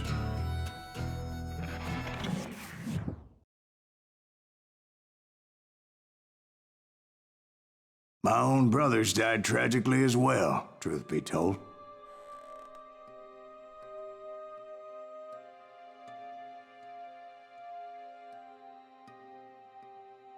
It was 1868, and me and my older brothers were pulling a tidy profit running cattle into Juarez, Mexico. One night after my brothers retired for the evening, I found a little poker game in a cantina with a couple of cowboys. And I just couldn't lose. I even won an old Spanish coin that had to be 100 years old. Well, I was mighty pleased with myself the next morning as my brothers and I rode for Texas. But before we crossed the border, those cowboys caught up with us. It was Johnny Ringo, Roscoe Bob Bryant, and another asshole named Jim. They wanted their money back and everything else we had, including our lives, as those boys didn't want us coming for them later. Bob put that old Spanish coin in my mouth and said, "I won't have it said that I left you with nothing, boy." Well, those horses bolted, and there we hung as those bastards rode away. The branch finally snapped under the weight of the three of us, but being my older brothers were bigger and heavier, they were already dead. And right then I swore to myself that I would avenge them. Ringo you know about. But Bob eluded me, until I heard he was riding with the Wild Bunch.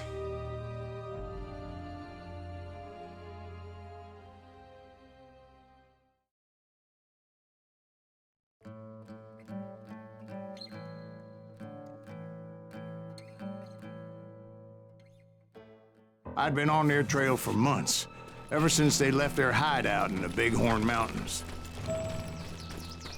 Led by Butch Cassidy, they were a loose association of outlaws who robbed banks and trains from Colorado to Montana.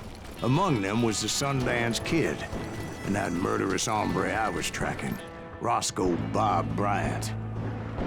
They blew the bridge with the intention of forcing the train to stop. Well, I assumed the Wild Bunch was likely in the still intact part of the train high above, so I had no choice but to make my way up through the passenger cars dangling down. I was determined to make that sumbitch Bob pay for what he did to my brothers.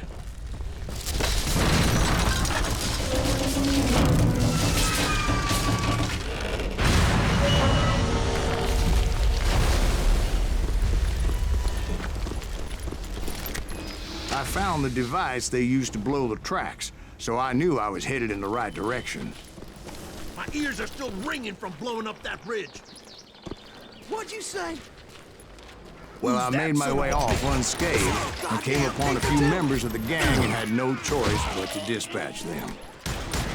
From there, I had to negotiate an even more precarious route. But first, I would need to get my ass out of there.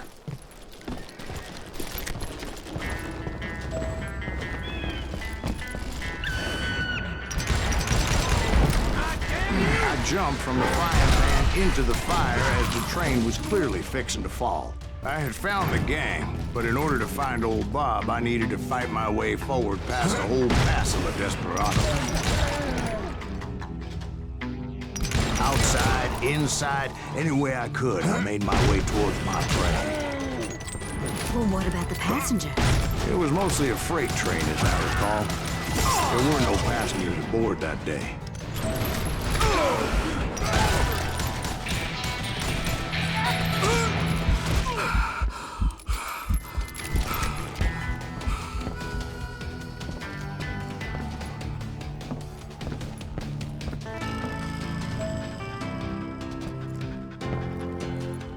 As I mentioned before, I am not fond of heights, but I was too busy dodging bullets to worry about falling to my death.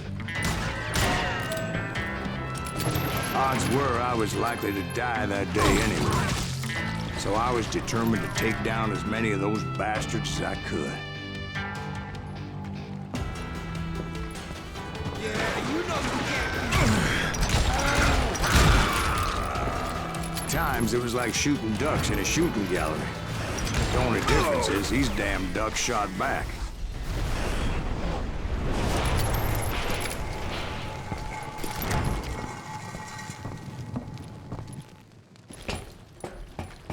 I kept hoping the law would show up and give me a hand. You mean like that giant Pinkerton posse that I read about? Did they come riding in, guns a-blazing to help?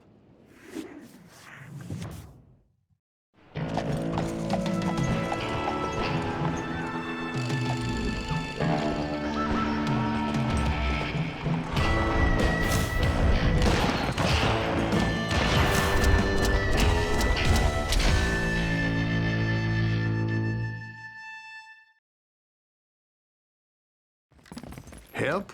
From the Pinkertons? No, son. I had to fight the Wild Bunch all by my lonesome, as usual.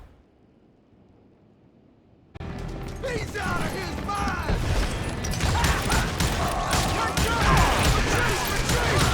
Killing everybody!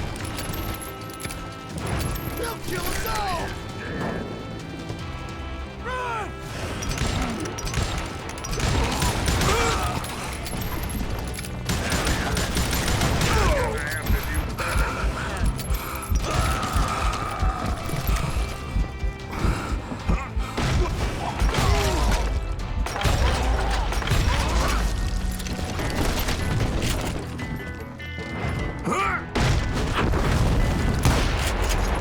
My guess is those dime novels didn't portray this as it happened.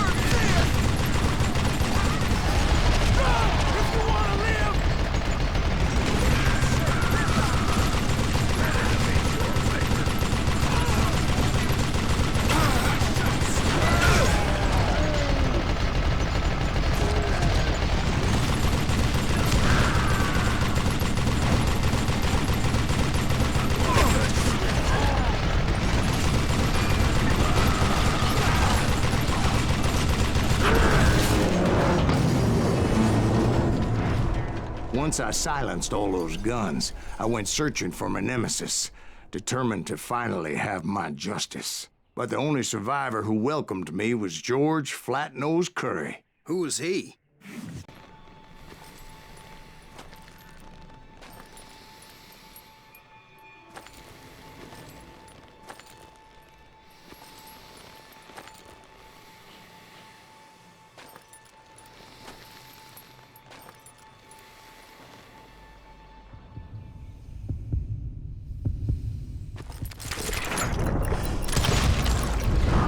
On that very same day, Butch Cassidy and the Sundance Kid decided to leave the Wild Bunch behind and decamped for South America.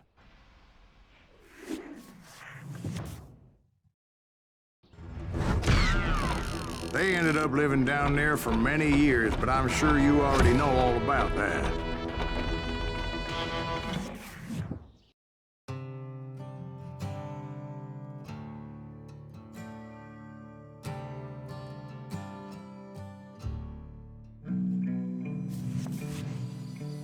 I tried to find Bob Bryant, but it was as if he'd disappeared. Sometime later, I heard the Wild Bunch was back together. Kid Curry escaped from jail, and now he was running the whole shebang. So I took to their trail, as I was still in pursuit of my brother's killer and hoped that he was back with him.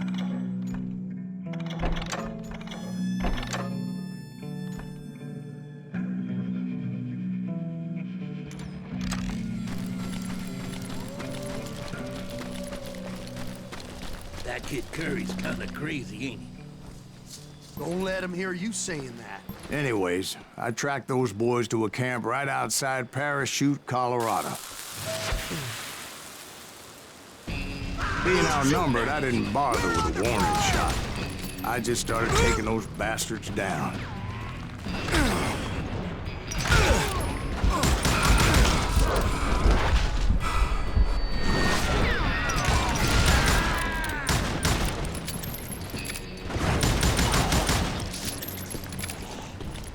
old Bob wasn't among them, and neither was Kid Curry. I could sense him close by, however, plotting something nasty. I just needed a clue as to their whereabouts.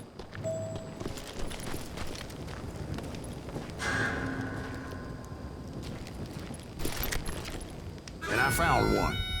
A map with their bold plan clearly marked. This time they were fixing to blow up a train trestle. Property of the Union Pacific.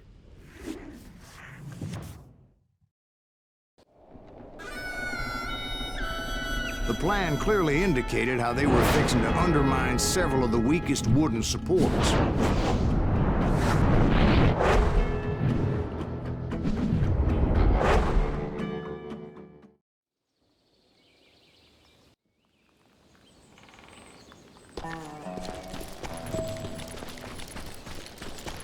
Kid Curry was considered the wildest of the wild bunch. It was said that he fathered 85 bastard children, though some say it was only 5. Kid Curry had bragged to a whore how he was gonna rob a train heading to the U.S. Mint in Denver. And that whore, Fat Sally, she told me. The bridge was rigged with dynamite, so I decided I'd best be careful confronting those bastards. A moment later, I saw a ladder that somehow had escaped my attention. Don't you blow us up now. Don't worry, I know what I'm doing.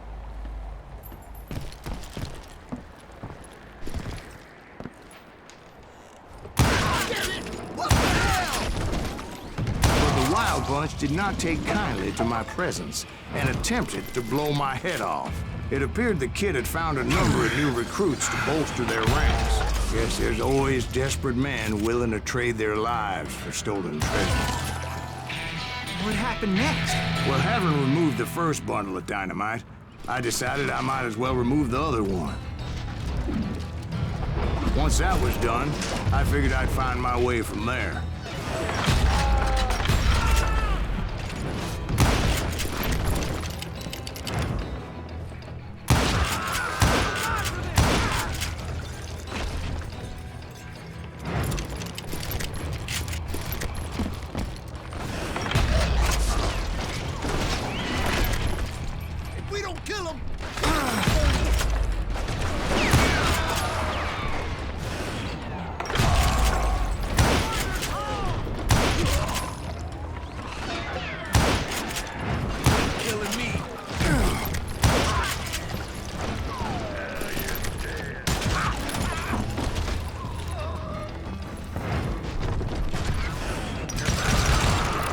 What happened then?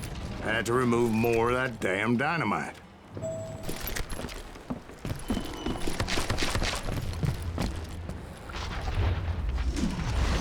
It must have been terrifying trying to make your way across.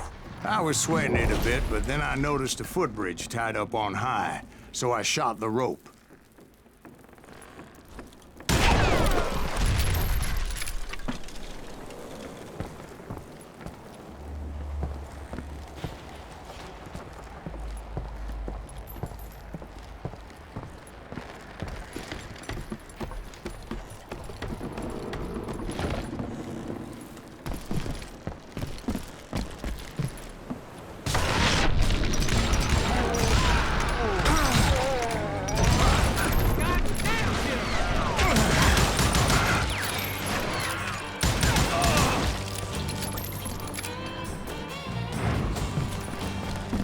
So that was all the dynamite? Funny you should mention that, darling. As actually there was a 4th charge impeding my progress. Once I removed it, my path was pretty clear.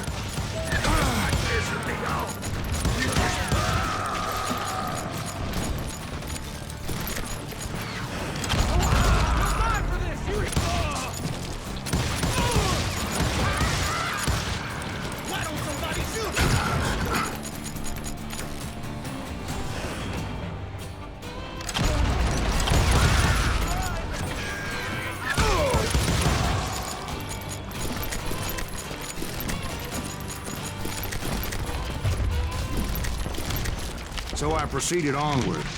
I realized that that way just wasn't gonna work. I needed an alternate path forward.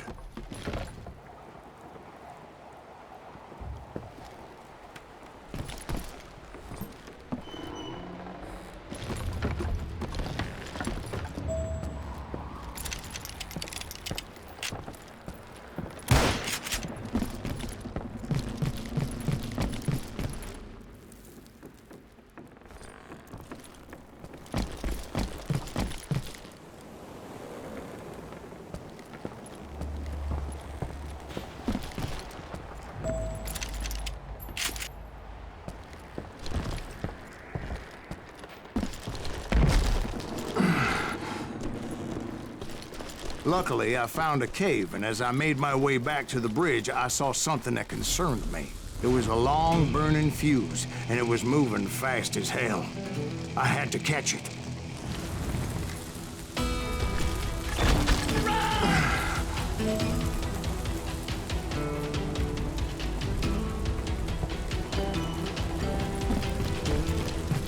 The burning fuse was so damn quick, I had to run like the wind. I almost had it, but no. Thought I was gonna have a coronary. I knew that failure meant boom. Then, finally, at the last moment. Whew. Of course, I was successful, or clearly I wouldn't be talking to you folks here today. Naturally, I removed the last dynamite charge.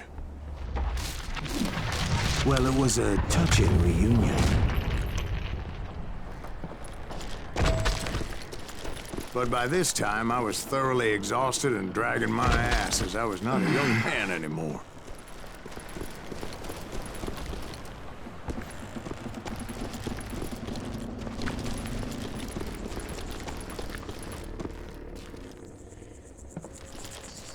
Kill that SOB! Break him, please! Send him to perdition! Finally, I found those boys. Or more precisely, they found me. These Tracer and Kid Curry ass damn fruitcake!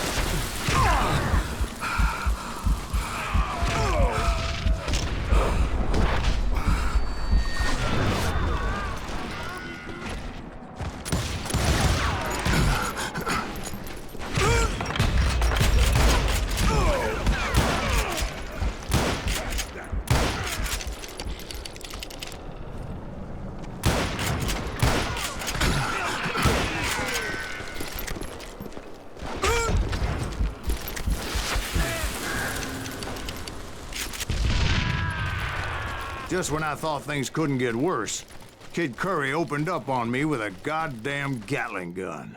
It was hidden in this tunnel and pretty well shielded.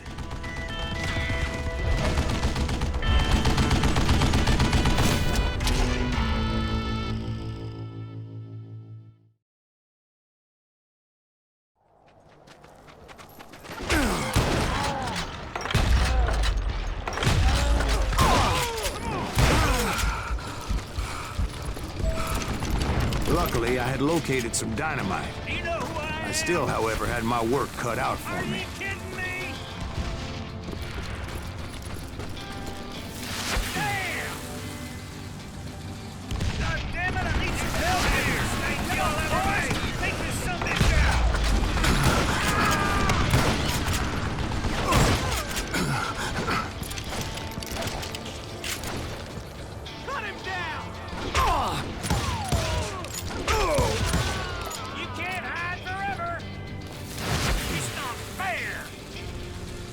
Eventually, I brought that tunnel down. And that's when I met Kid Curry himself. He had decided to stop pussyfooting around and deal with me personally.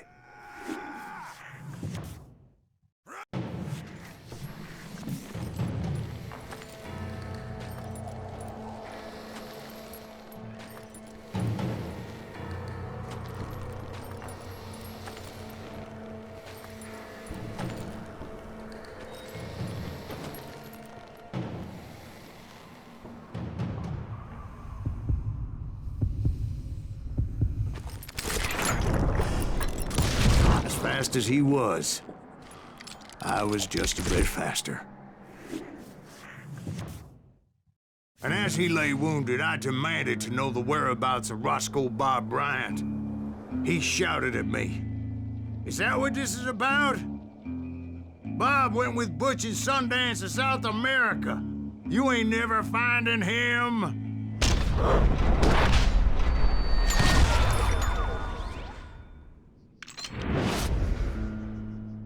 Those were his last words.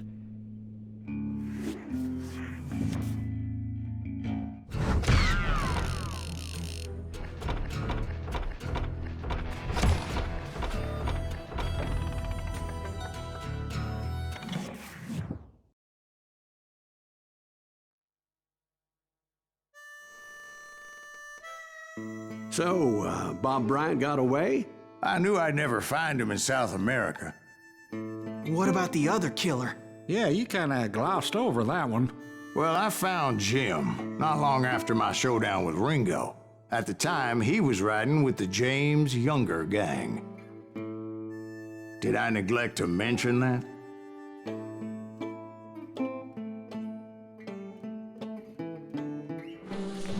Jesse James? The greatest outlaw who ever lived? Jesse and his kin rode with Quantrill when he raided Lawrence, Kansas, and killed near 200 people, boy. Nothing great about that. And from there, him and his brother went on to rob banks and trains from Kansas to Missouri. Which is why there was such a rich bounty on their heads. 40 grand for both of them, dead or alive. That's one hell of a payday.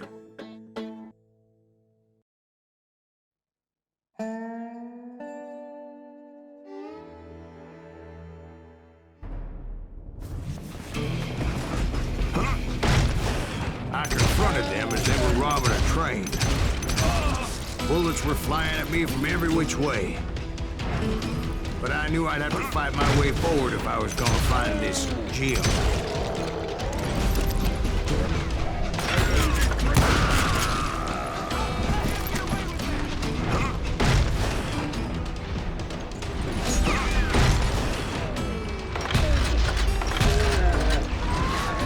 Now wait a second. Now, how'd they stop this train in the first place? Well, the James boys were experts at this.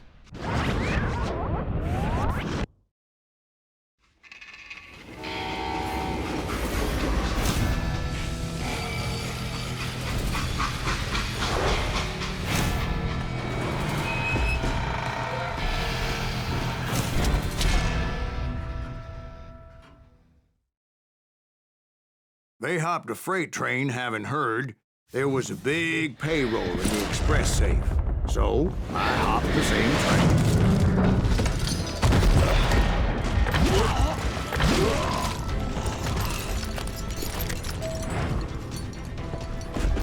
The James Younger gang was decimated after that little fiasco they had in Northfield, Minnesota.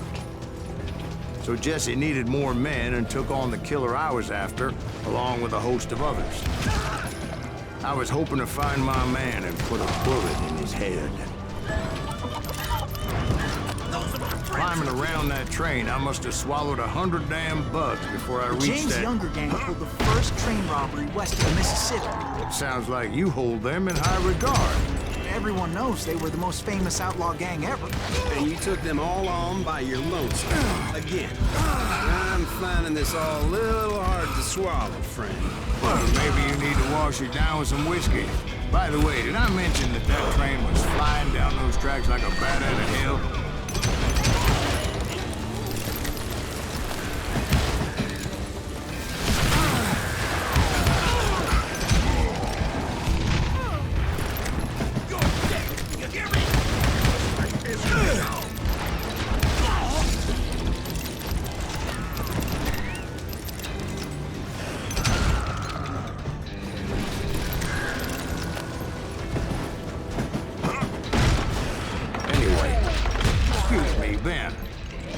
Find the gentleman's facilities.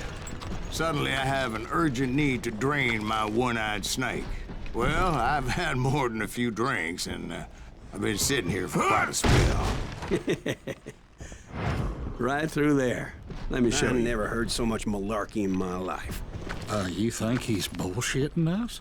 You don't think he's Silas Greaves? I think he's just some old drunk looking for some free liquor. I don't know, Jack. I think I believe him. You don't think he met Jesse James? Oh, you gotta be kidding me. That story makes no sense at all. Jack. I mean, you gotta be 2 bricks short of a load to believe that cock and bull story. I don't agree. Jack, lay off the But bar. you seriously think that tired old man went toe-to-toe with Jesse James? Well, that's better. Did I mention that this Jim was married to the infamous Belle Stark? At some point, some sumbitch saw me and shouted out, "It's the damn Pinkertons!" You don't want to mess with us!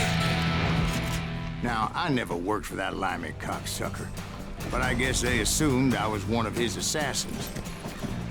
Those evil bastards firebombed Jesse's mother's house and killed his stepbrother. So it's no wonder each and every asshole on that train wanted me dead.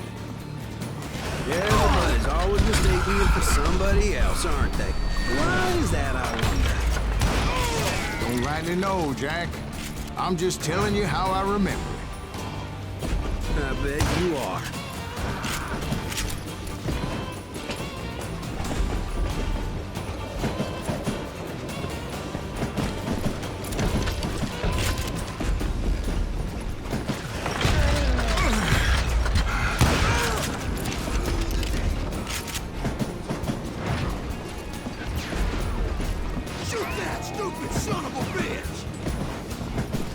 I came across a flat car piled high with logs and had to come up with a creative way to make my way forward.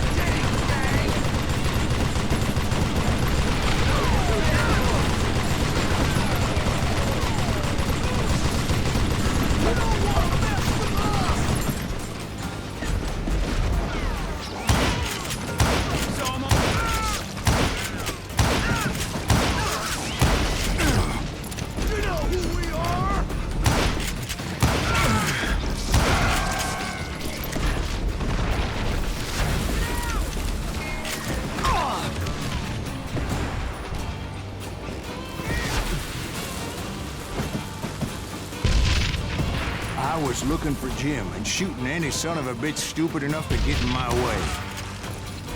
And that included Jesse James himself.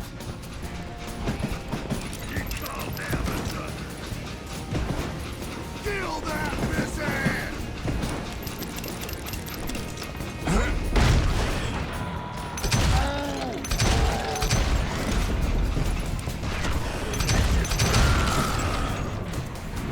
There sure were a lot of men determined to die that day.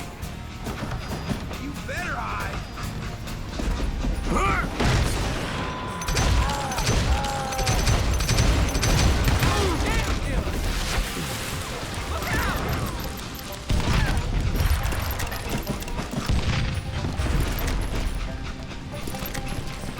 It was then that Jesse detached the express car from the rest of the damn train.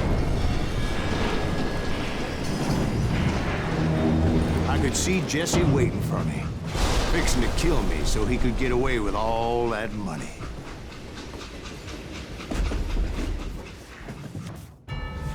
You had a showdown with Jesse James? Of course he didn't. Everybody knows that Jesse was killed by Bob Ford. Yeah. Jesse went out like John Wesley Hardin. Coward shot him in the back of the head. Guess it doesn't matter how far you run, does it, Ben? Your past always catches up with you.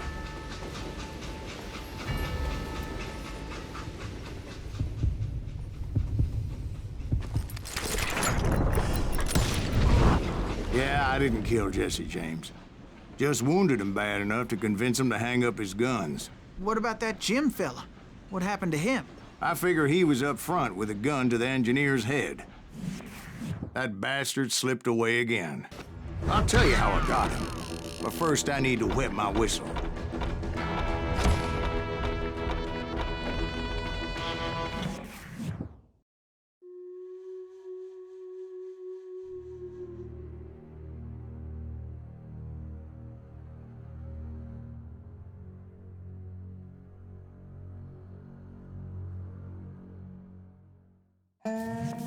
After my showdown with Jesse, I continued to track his brother, Frank, and that sumbitch Jim. I followed those bastards into the high mountains as they were going to ground. What mountains would that be? Somewhere in the Ozarks, I believe. The perfect place to hide out from the authorities. In fact, before I could find them, some Indians who fled the res and were hiding out from the military found me first. They probably thought I was a cavalry scout and didn't want me telling the military where they were. Indians? They could have been Cheyenne, but there was all sorts of renegades roaming the landscape.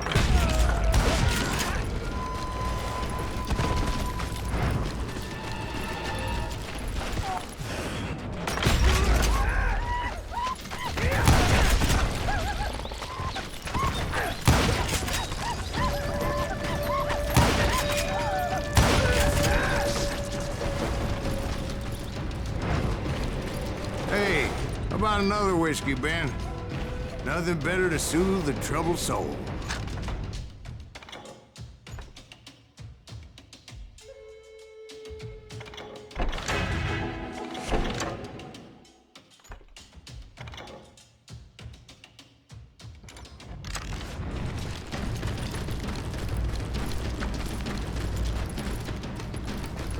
Now, where was I? Indians, right. I had more than my share of run-ins with the redmen. Like that time. Did I tell you about Grey Wolf? Yes, sir. Ah, of course I did. In fact, I can still remember that old medicine man's words to me. Jesus Christ, we're back to that again? You carry great darkness in your heart. It will claim your soul. You will come to this place again and kill many more men.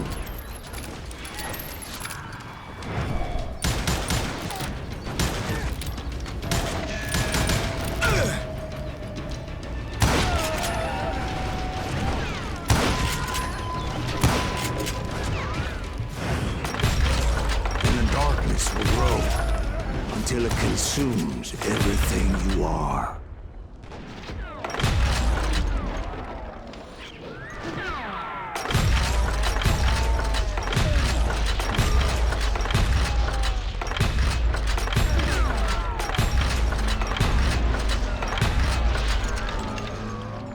So, did you ever find him? Who? The man you are after. Let me ask you something, Ben. You ever think about death?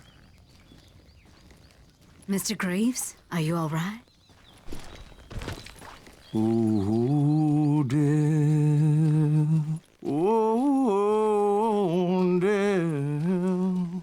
Won't you spare me over till another year? What is this that I can't see with ice cold hands taking hold of me? Well, I am death, none can excel. I'll open the door to heaven or hell. Oh, death, won't you spare me over till another year? So, are you gonna answer the question? What question is that? Jim Reed. Did you ever find him? Reed was indeed that son-bitch's surname. That's right, Ben.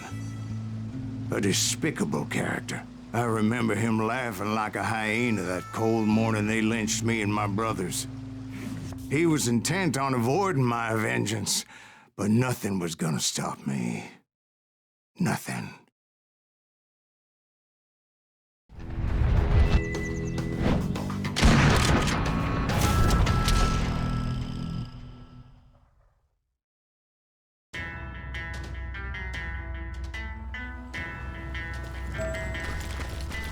I finally did track those outlaws down.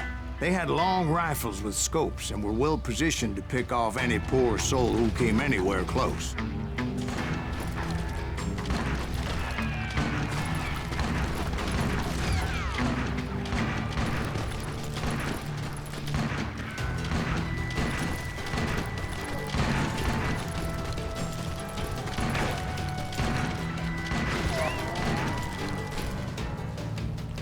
I'm guessing Frank James believed I was responsible for the demise of his brother Jesse.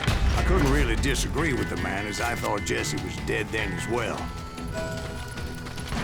He backed off as I closed in on him, but he was still intent on killing me. And when I closed in on him again, he backed off again, looking for a better angle on me. Hell, I can't fault Frank for wanting his revenge, as I was there for the same damn reason myself. At this point, I'm guessing you think Silas Greaves is a worse murderer than Jim Reed ever was. No, sir. A man who spent half his life killing somebody's brothers, fathers, sons. I think you were just looking for justice, sir. Is that what I was looking for, Dwight? Is that what it was? Justice? Isn't that why you were hunting the James gang? The James gang. Right. I finally found Frank holed up in his mountain cabin, and he was determined to have me dead. Damn that son of a bitch! It was a pitched battle that could have gone either way. Luckily, I had some dynamite in my possession. Dynamite on your person. A few sticks, just in case. It's always good to be prepared. Right. I'm just laying out the facts as I remember them, Jack.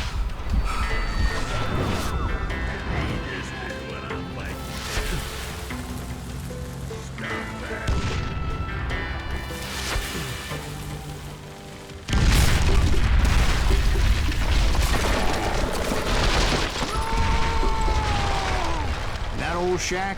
Well, it went tumbling right off that cliff. With Frank James still in it? Yes, sir. But Frank James is still alive, living in Missouri, showing folks around the family farm for 25 cents a tour. I didn't say he died in the fall, now did I?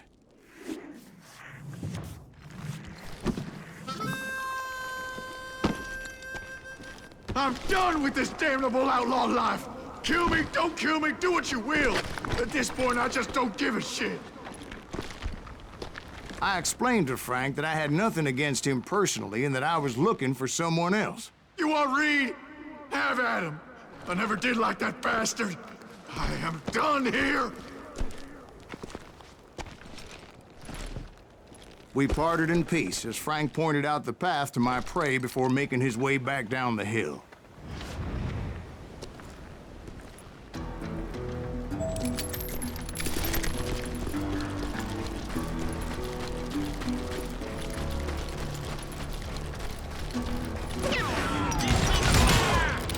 So, what happened with Reed? Well, I finally found the last of the gang hiding in a nearby cave. First, I had to dispatch the lookouts, but I was determined not to let that murderer escape my revenge again. But rather than wander in willy-nilly, I decided it would be better to smoke that sumbitch out. "Hey, Reed!" I shouted. "No wonder you're so ornery. Can't be easy being married to Belle Starr. While you're off providing for the family, she's spreading her legs for every Tom, Dick, and Cole Younger. Not an attractive woman exactly, but very friendly. At least she was to me." Son of a bitch! It was then that the last bunch of bandits jumped out of hiding. Why won't this asshole give up? Would someone please kill him?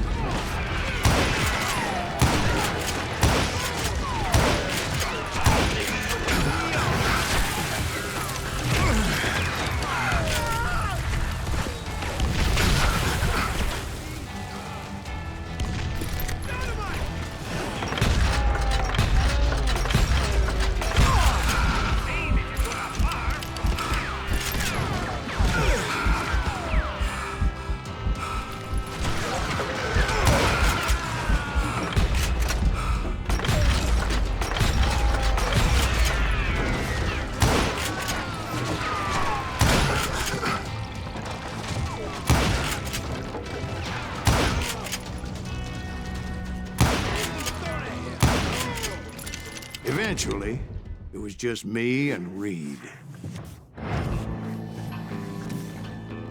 I had waited a long time to face him down, so I could repay him for what he did to my brothers.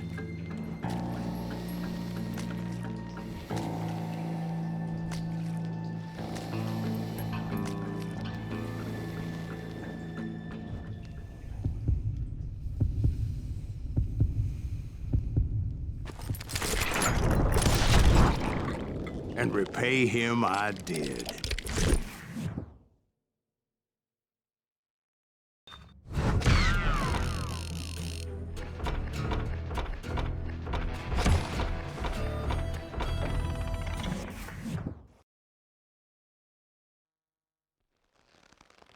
Well, I don't know about you boys, but I'm pretty beat. Well, it's too damn bad you never found that Bob character. Seems a shame he never had to pay. Well, funny thing about that, I did have one more chance at him.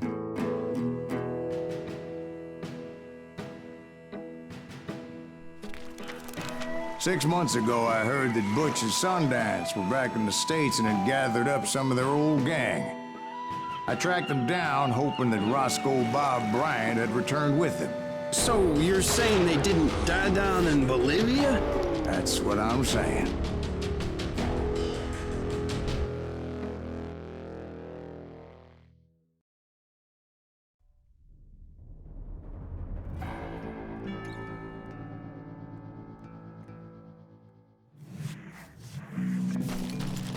For 40 years I had waited to get my hands on the last of my brother's killers. Not even an army of demons could have stopped me now.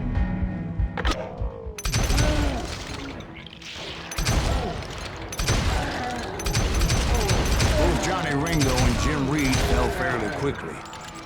But the last one, Roscoe Bob Bryant, that son of a bitch had managed to escape my vengeance time and time again.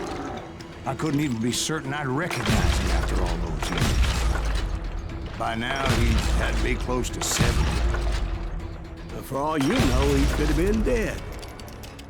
That thought had indeed crossed my mind, as did others. For instance, did my thirst for vengeance turn me into something worse than the man I was after? By this point in my storied career, I had killed more men than Bob Bryant ever had. Nothing could stop me from taking his life. I'd been after that killer forever, from the time I rode with Billy the Kid. But that chapter of my story you already know. Chapter of that fairy tale, you mean? Suddenly, it was 1910. There I was, an old man roaming a ghost town dead almost 2 decades.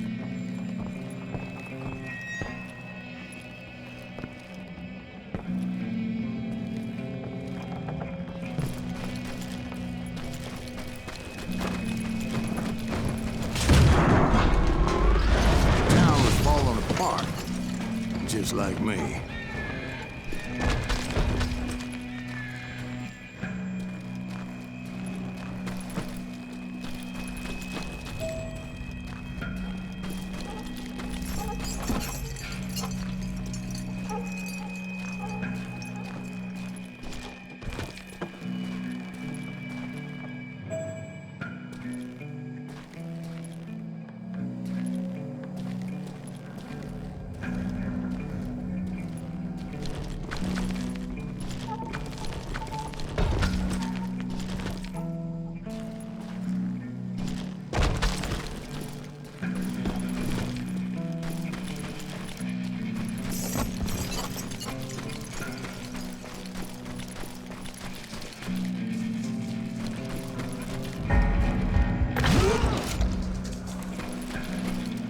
But I wasn't about to call it quits.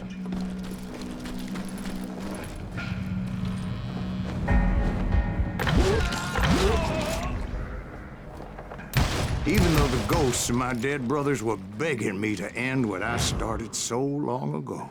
Mr. Greaves, are you all right? Would you like some water? The Wild Bunch knew I was there.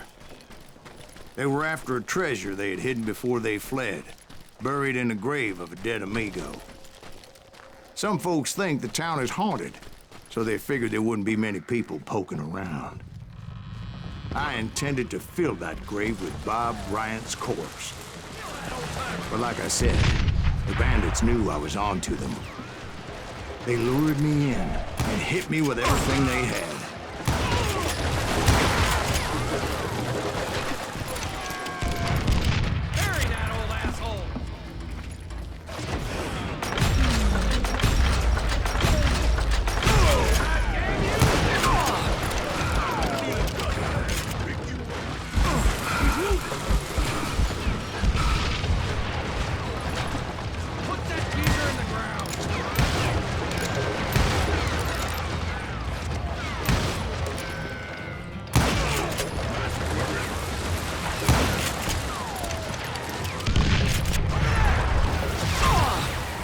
But you obviously prevailed since you're sitting here telling us the tale. Actually, in that moment, I did not prevail. So I suppose we're talking to a ghost. Funny you should put it like that, Jack.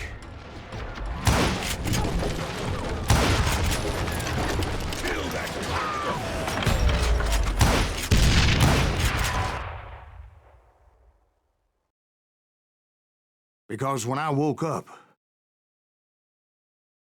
From the dead? There was silence all around me. I can swear to God I saw Billy then. Billy who? Billy, the kid. William Bonney. He was shooting at me from a rooftop. Here, there, even over there. So I am right. You are titched in the head. Mr. Greaves, perhaps we should switch you to coffee? You see that old Indian again, too? No, but I did see Billy's killer. Patrick Floyd Garrett.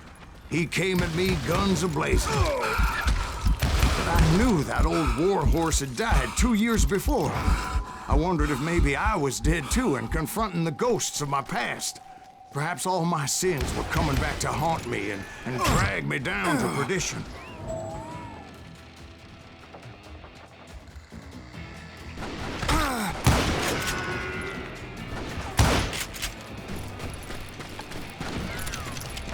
I saw Henry Plummer throw dynamite at me.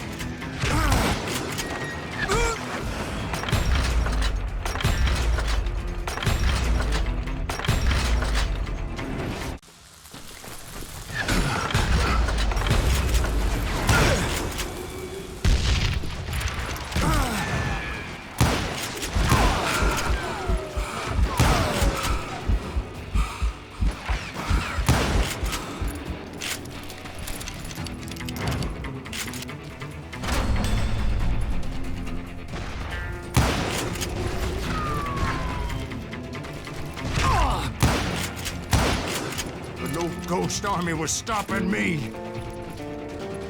My father-in-law got hit with a fallen branch. He spent the rest of his life talking to dogs.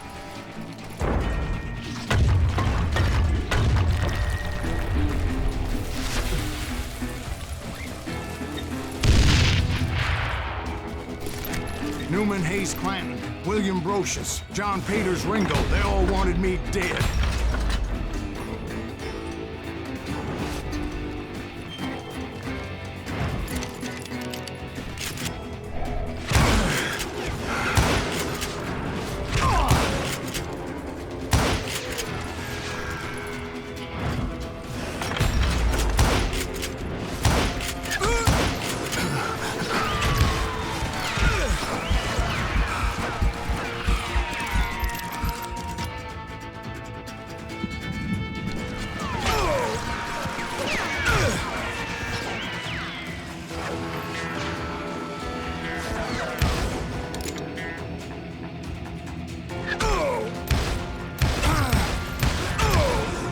The Dalton brothers, Robert and Grattan, guardians of the Garden of the Dead.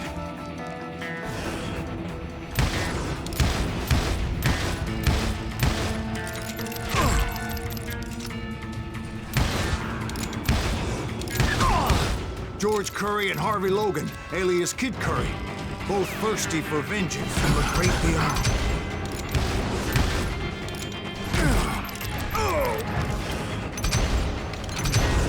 Jesse, Woodson, James, and Jim Reed, each one deader than the next. I thought I would go crazy. Thought?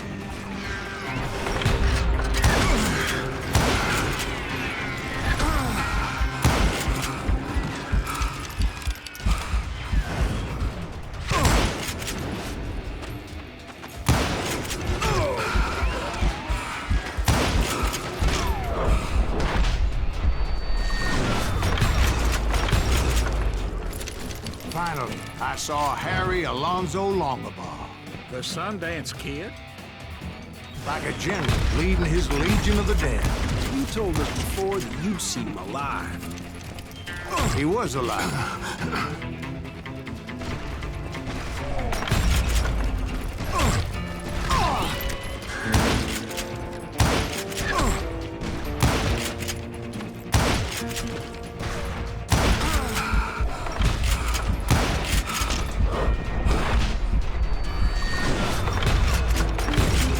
Then I heard a voice call to me from afar. It was Robert Leroy Parker, a.k.a. Butch Cassidy, coming at me from out of the fog. Thanks for taking care of that bastard.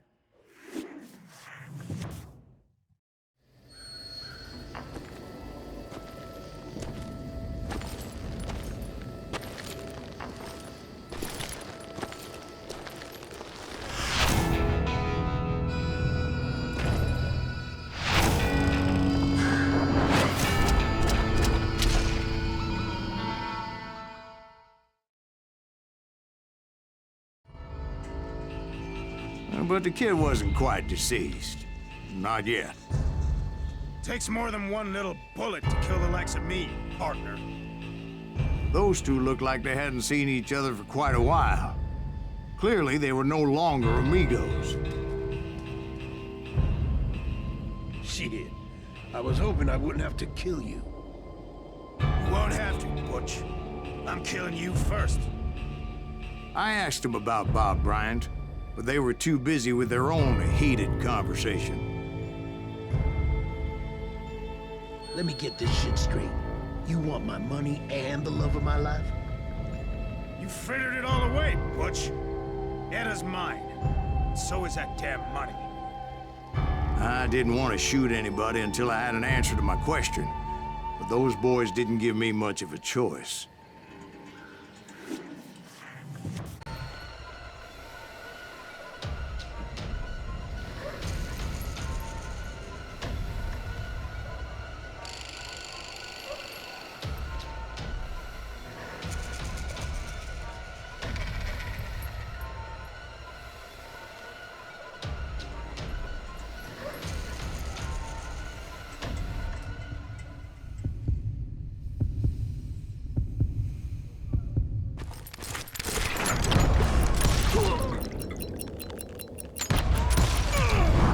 Butch Cassidy and the Sundance Kid died there in that cemetery not 6 months ago.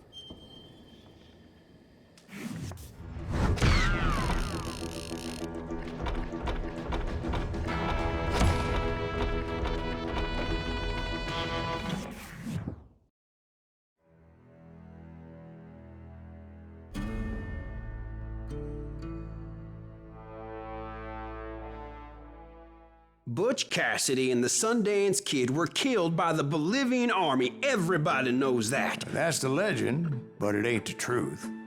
So, you never found Bob? There is no Bob. This old sumbitch ain't even Silas Greaves.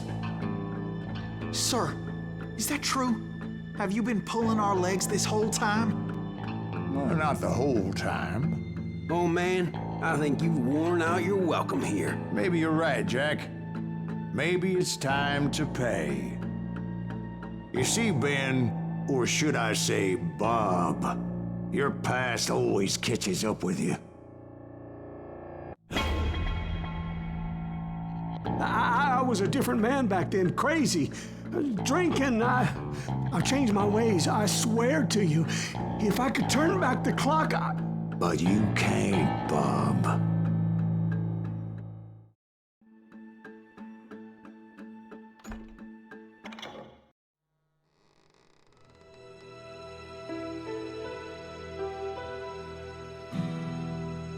Why'd you toy with me like that? Telling those tales, knowing all along. Why not just lay your cards on the table? Here. I won't have it said that I left you with nothing. That's how you want it? So be it. Holy shit! Right, Molly, move against that wall. Go!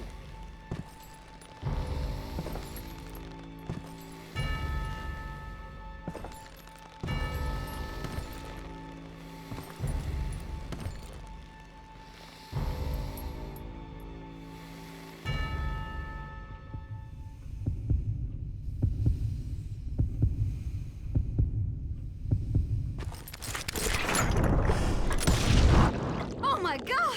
Oh, Jesus!